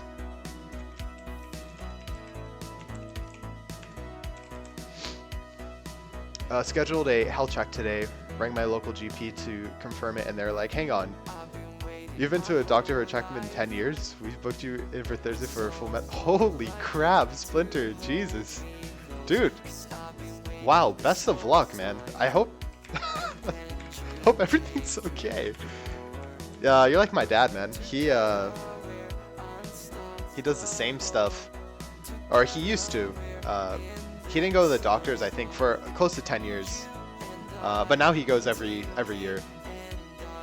But hey, best of luck, man. I hope it all works out for you. I'm sure it'll be fine. But good thing you're going. Good thing you're going. Okay, so ID is still not defined. I'm not accessing my params properly.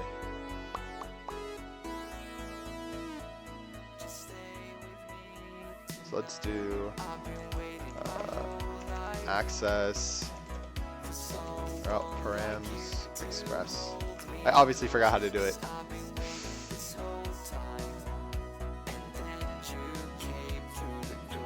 Request.params. Oh, request.params.id. That's all I need. Okay, let's try this now. Hopefully this works. Should.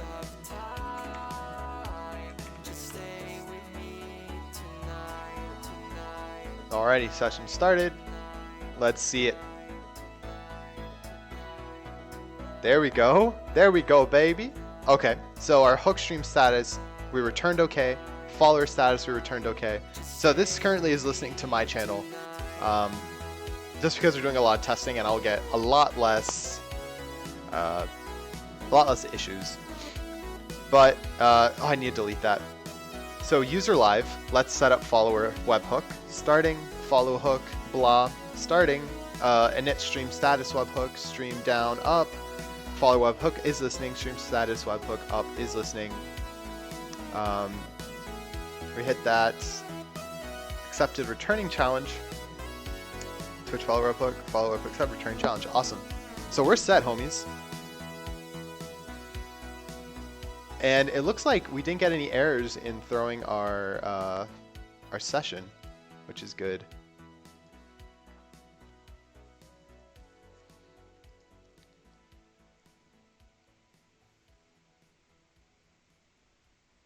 Except I'm a little confused about this because this was just called again. Alright, so Twitch stream up down passes back our ID, and Twitch stream up down webhook accepted. It should already be responding with our hub challenge, which should be good. Okay.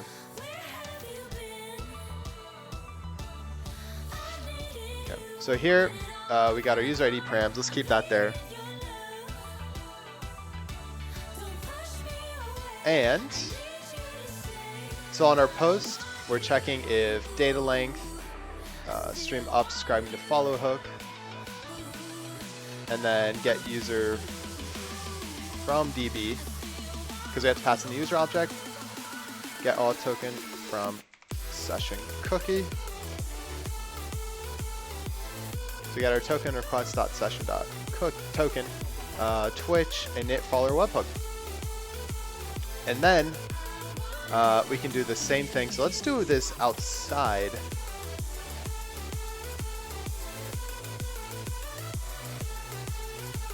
We're gonna do all this here.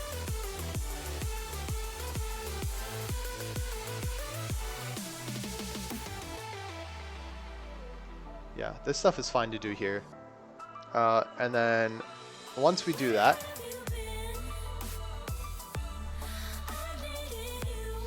now we can finally set up our unsubscribe methods that will unsubscribe us. So I think what we need to do right now is definitely commit what we have. There's a lot of good stuff in here. So Twitch.js, let's take a look at what we did change. Okay, so we added a get stream status.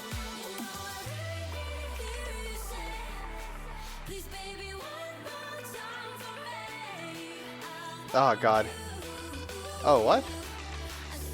No, it didn't add anything, right?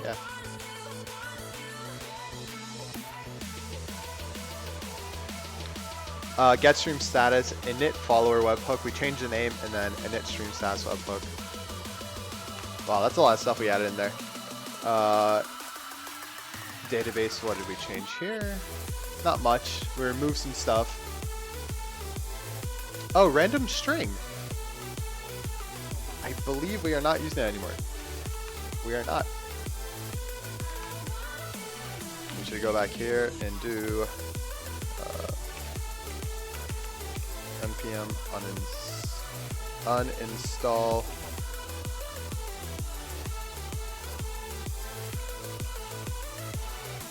random string. Do I have to go? Have an awesome day. Hey, thanks so much, Victor. Enjoy your day, man. I'll talk to you soon. Alright, so we removed that, which is good. Don't need that crap anymore.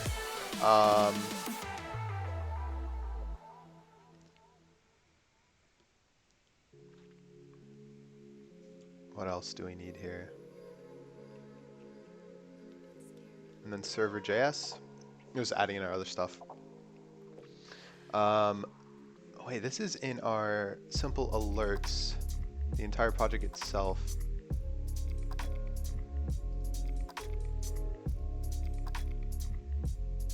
There's no get ignore in here.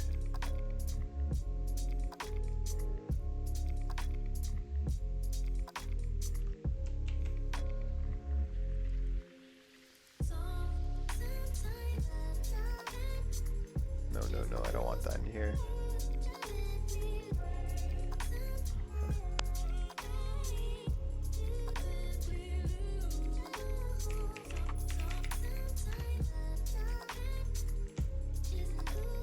Want to make sure that's in there.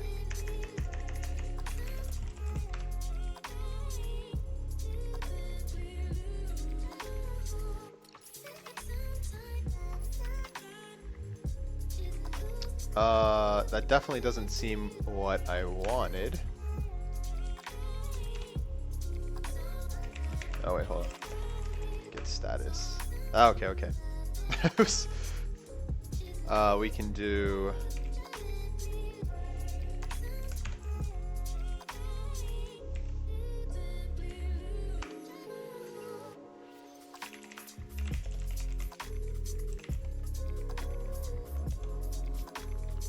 Add dot get ignore.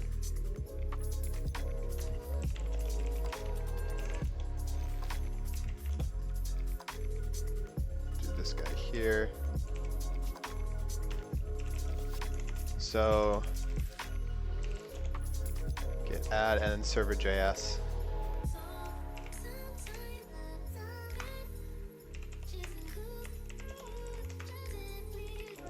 Okay. Get commit, adding get ignore, adding up down webhook, and adding session cookie.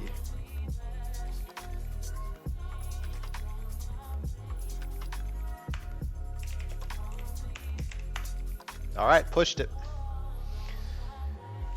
Sweet.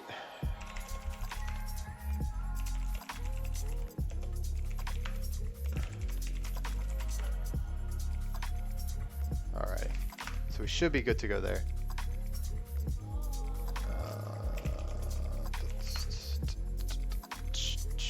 Starting this up. Let's make sure everything still works after that push. Logging in. There we go. Alrighty, so we got our 200s there. Hook stream status and hook followers. We did reply with our 200 and our challenge in the body. So at this point we should be good. should be freaking solid, guys.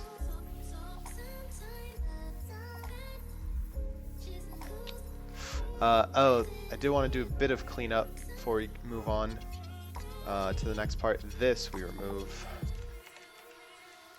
And then I realized that I have things like Twitch stream, up, down, webhook accepted, returning challenge, and then nothing comes after that.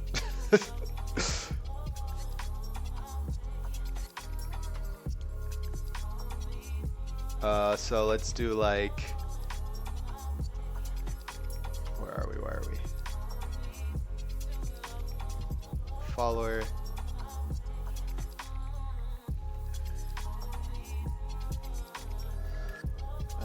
I can still do stuff after my response, I believe, right?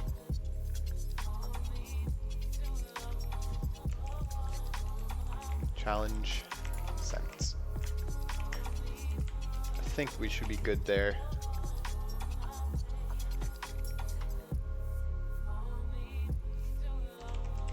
Yeah, should be good like that. Just double check. It's just some nitpicky stuff. Yeah, cool. All right, challenge sent, challenge sent. That's awesome. So we should be good to go there in regards to that. And now we can set up our unsubscribe methods. So let's get a nice overview of what we got so far. Get streams, get user info, get auth token. So we have get auth token, get user info. Let's put something here. This will get current status of stream in regards to it being up, down.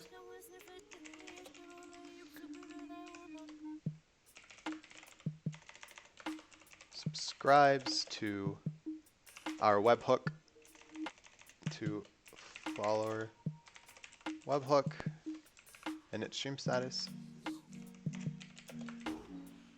This also subscribes to stream up, down, webhook.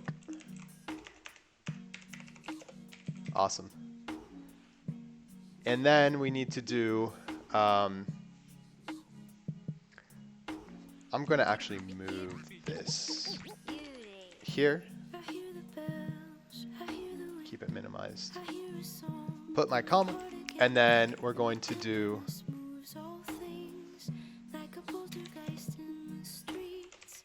unsubscribe from follower webhook.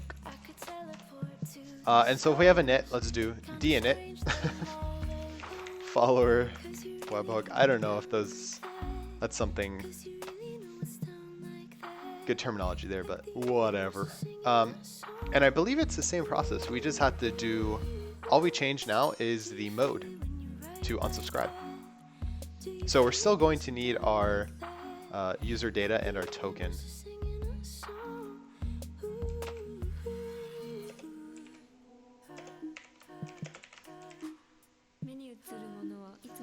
Comma there. That's not the one. Okay, cool. So there we go. And essentially what we're going to do is we're going to make the same request here. So let's just copy and paste this, right?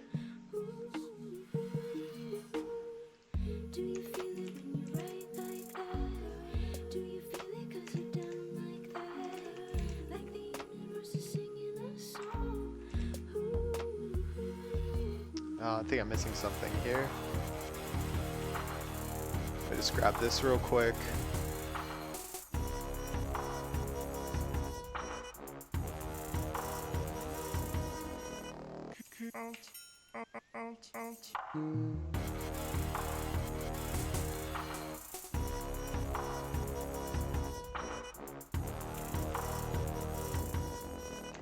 It's just a story though. Is it a story though? I can't tell if it happened cause it felt impossible. What are you missing here, dude? We're missing something. Expected comma? Now tell me No, what man. you know. Is this a story or Okay, so deinit follower webhook. Let's go here. What's the difference in the love or scheme? The difference in what you say, what you mean, what you mean. You don't really We're still gonna need a callback, right? So we'll do that there. Yeah, I think we should keep the same callback. It makes sense. Subscribe, and then we have unsubscribe. Imagination playing tricks on me. And then, honestly, it might make sense to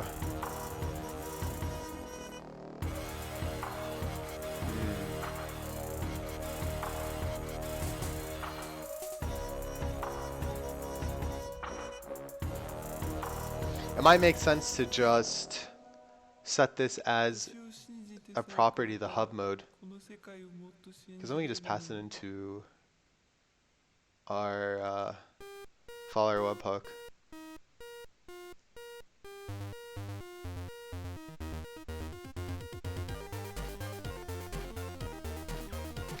Right, maybe we can call this like, maybe not init follower webhook, we can do configure follower webhook, or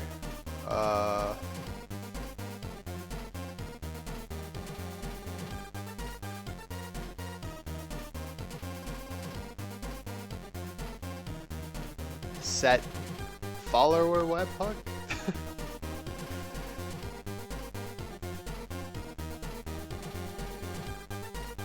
Maybe we just call it config. I think that's probably the best bet. So we'll do config, config follower webhook. We have our user data, our token, and our, what is this thing called? Our mode. So here, oh. Wrong one. Yeah, because why? I mean, we're just literally copying and pasting all this code. One, we can just use the same method, pass in one more property in, and we'd be good to go. So in my opinion, that's the way to do it. And we can just pass in the mode. The mode will either be subscribe or unsubscribe. So config.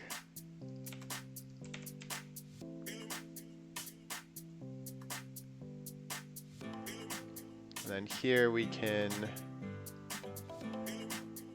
do that. So remove that here.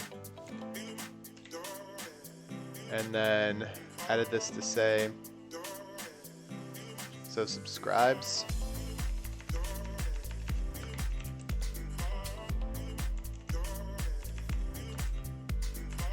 So sets up, sets up. Pairs down. Subscription to follower webhook. Yeah, that's probably the way to do it. All right. So we have our hub mode there. User data, pass that good stuff in. And I think we're good. That's essentially all we need to do. So at this point, we just need to change our function names.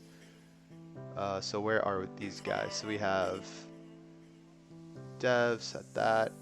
So null, stream await Twitch, get stream status, blah, blah, blah. And this is config now. Config.follower webhook token, and then we're going to pass in subscribe. And then down here as well, we have the same setup.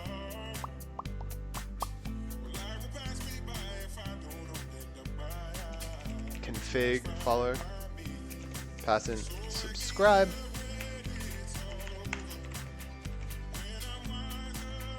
and then we can then say stream down, unsubscribe, and that is it. Much easier, I'd say. So when we get a post about our stream status change, we can do a request.body, get the data. If our data is greater than 0, we can say that stream up, subscribing to follow hook, twitch.config, follower webhook, user token subscribe, else Twitch config, follower webhook, user token unsubscribe. And then we just spawn 200. So now let's go to our Twitch methods over here and just make sure that we're accounting for everything. Starting, follow webhook is that. Set up our params, mode, follow webhook, blah, blah, blah. Create request, and then response. No data will be coming back.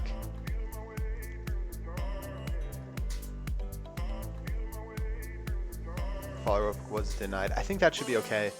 The thing is, I wonder how the mode works. So, what happens on unsubscribe? Do I need to do anything specific?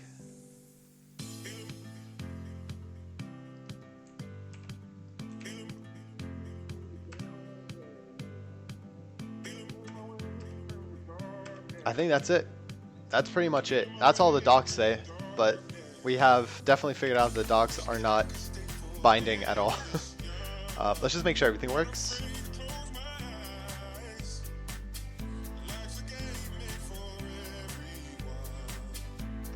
Yeah, everything looks good.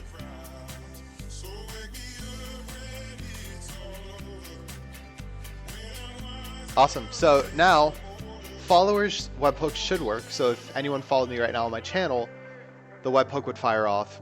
The stream upstream down should work as well. So if I end the stream, I should get a notification, or I should get a payload saying that given the status of the stream. And from there I can check to see if it's live or not. And if it's not live, we tear down, or we unsubscribe from the follower webhook, because we don't want to listen to it if the person is not live.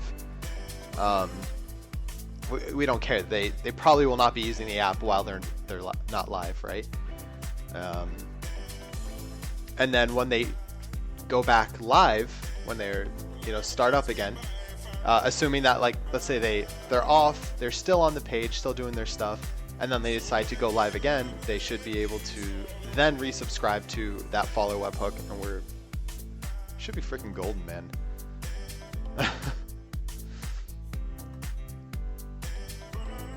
I guess the one thing I do want to do right now is, I guess let's double check to see if this is actually working. So we can actually just give a unsubscribe over in this method, wherever that method may be. Let's see. We should still be good to go. Assuming stream is live, we can unsubscribe from that. Let's see if we get anything here. Okay.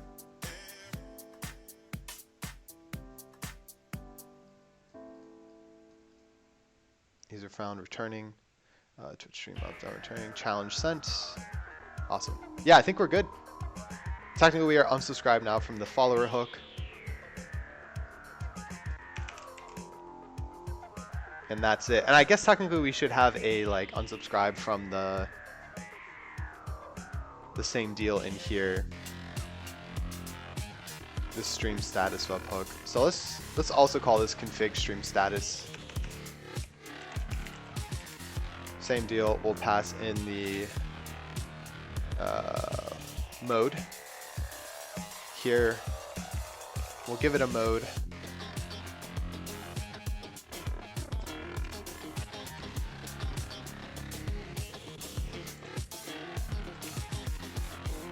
Oh shit. Whoa, dude. Yeah.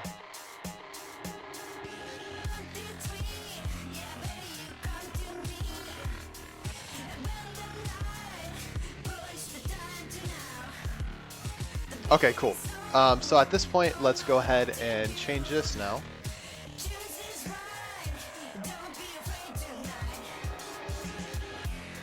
Get stream status config. We're gonna need to do this here. And as of now, this is the only one we have, so we're just gonna do subscribe. Because I don't know at what state we'll want to unsubscribe. I'm not quite sure yet. One thing I do want to do though is I want to test out this guy here. We are getting a token. So I want to console.log out this token and make sure that my session storage is actually working. Because if that's the case, then I think we are doing awesome at this point. If we get a token back, our backend is basically almost set up. The next thing we have to do is pub sub and then Streamlabs, and we're set. And once that's set up, we can start working on the UI and also WebSockets for the UI, because we're going to need to be able to get this data that we're getting from Twitch's webhooks and throw it up into Angular. I don't know why I did this like weird motions. I don't know what this is supposed to mean, but to me it was like a hook or something. I don't know. Okay, so token is coming back undefined. So definitely good to know. Our token is actually not getting passed in properly or being saved properly.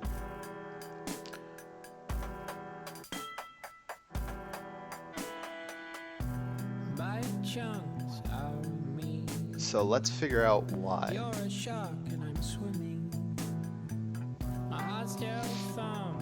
So right now, I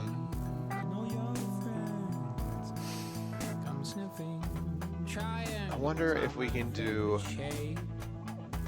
request.session. Do I need a save, right? Is there like a save method that I need to do within this library? The name of the session ID cookie to set in the response and read from in the request. Follows connect.sid. So do I need to set that?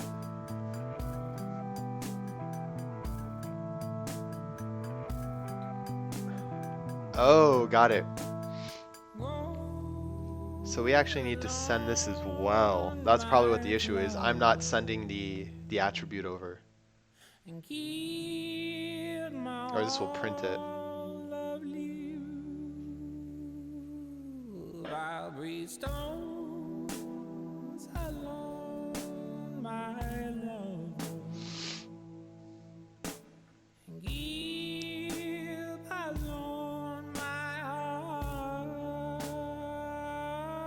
Memory cache, database. One's empty, one's not quick enough. One burn, one red, one green. Okay, when storing session data in a memory cache, the server will still use a cookie. The cookie will only contain a unique session ID. It'll be used to the server to perform a lookup against the store.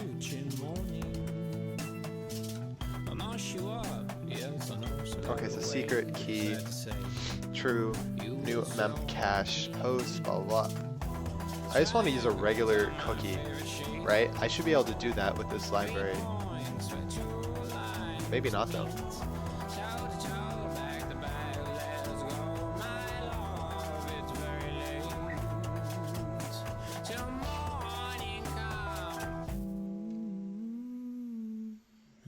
To store access session data, simply use the request property, which is generally serialized as JSON by the store, so nested objects are typically fine.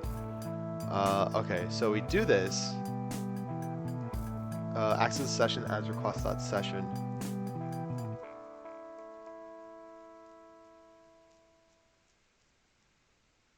Got it. Okay, so I need to else. Welcome to the session demo. Refresh. So this is writing it to the DOM. We don't really care about that.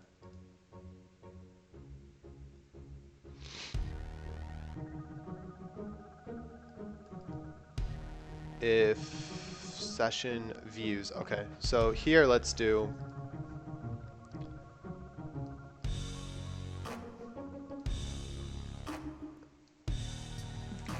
request.session.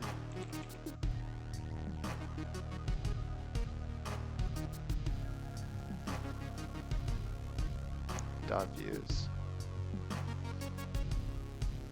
So how do I store this though? So that does that. Each session has a unique cookie object accompanying it. This allows to alter the session cookie per visitor, for example, a max age.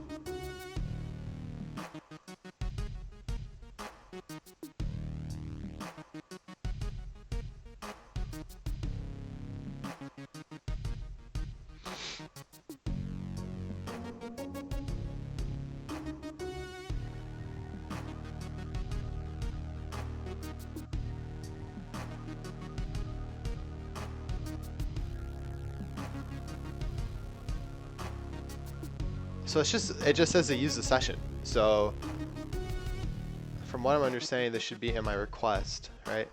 To store access session data.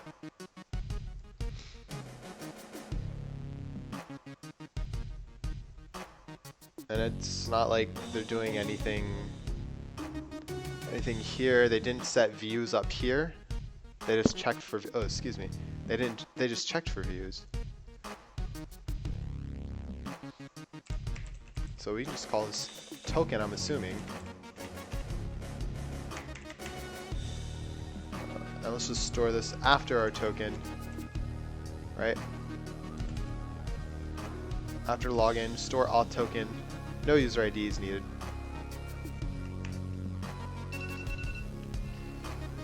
So snap 710.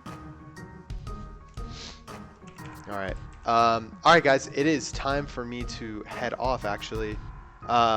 So I am actually going to set up our raid for now. So any of you guys are new, at the end of every stream, I really enjoy raiding people. So I think it's a really great way to give back to the community and get you guys more aware of more programming streams out there, and me as well. So definitely stick around for the raid if you can. And let's see who's online. Let's see who can raid today. Pretty sure we raided him yesterday.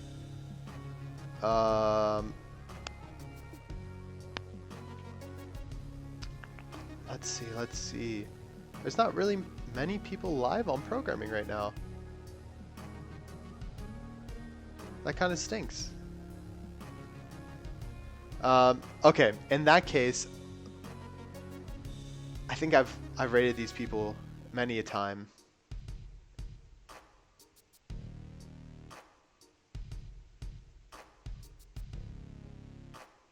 Yeah. Let's go ahead and actually, we're gonna do a video game stream today with my friend Rackness. He's a up and coming PUBG streamer. I think he's been playing some Sea of Thieves lately, but really into PUBG. Super nice guy, and definitely love to support him. So we're gonna raid him, and if you guys can stick around for that, I'd appreciate it. So on my way out, just want to say thank you guys so much. All the follows say it's been fun. Had a really good time with you all today, and we made some really, really good progress. Can't wait till tomorrow to see how far we get. We're really close, but yeah, that Sally, thumbs up, my dude, thumbs up. Thank you guys so much. Make sure you stick around for that raid. Really help out Rackness. LOL, this isn't Discord. No, it is not. It's all right. I do that sometimes as well. Actually, a lot of the time I do that. But yes, thank you guys again for coming by. And thank you for sticking around for the raid. I'm sure Rackness will really appreciate that. Nice. Yep. He's a fun PUBG player. They have some good times in their squad. So, all right, guys. Have a good one. See ya. Peace.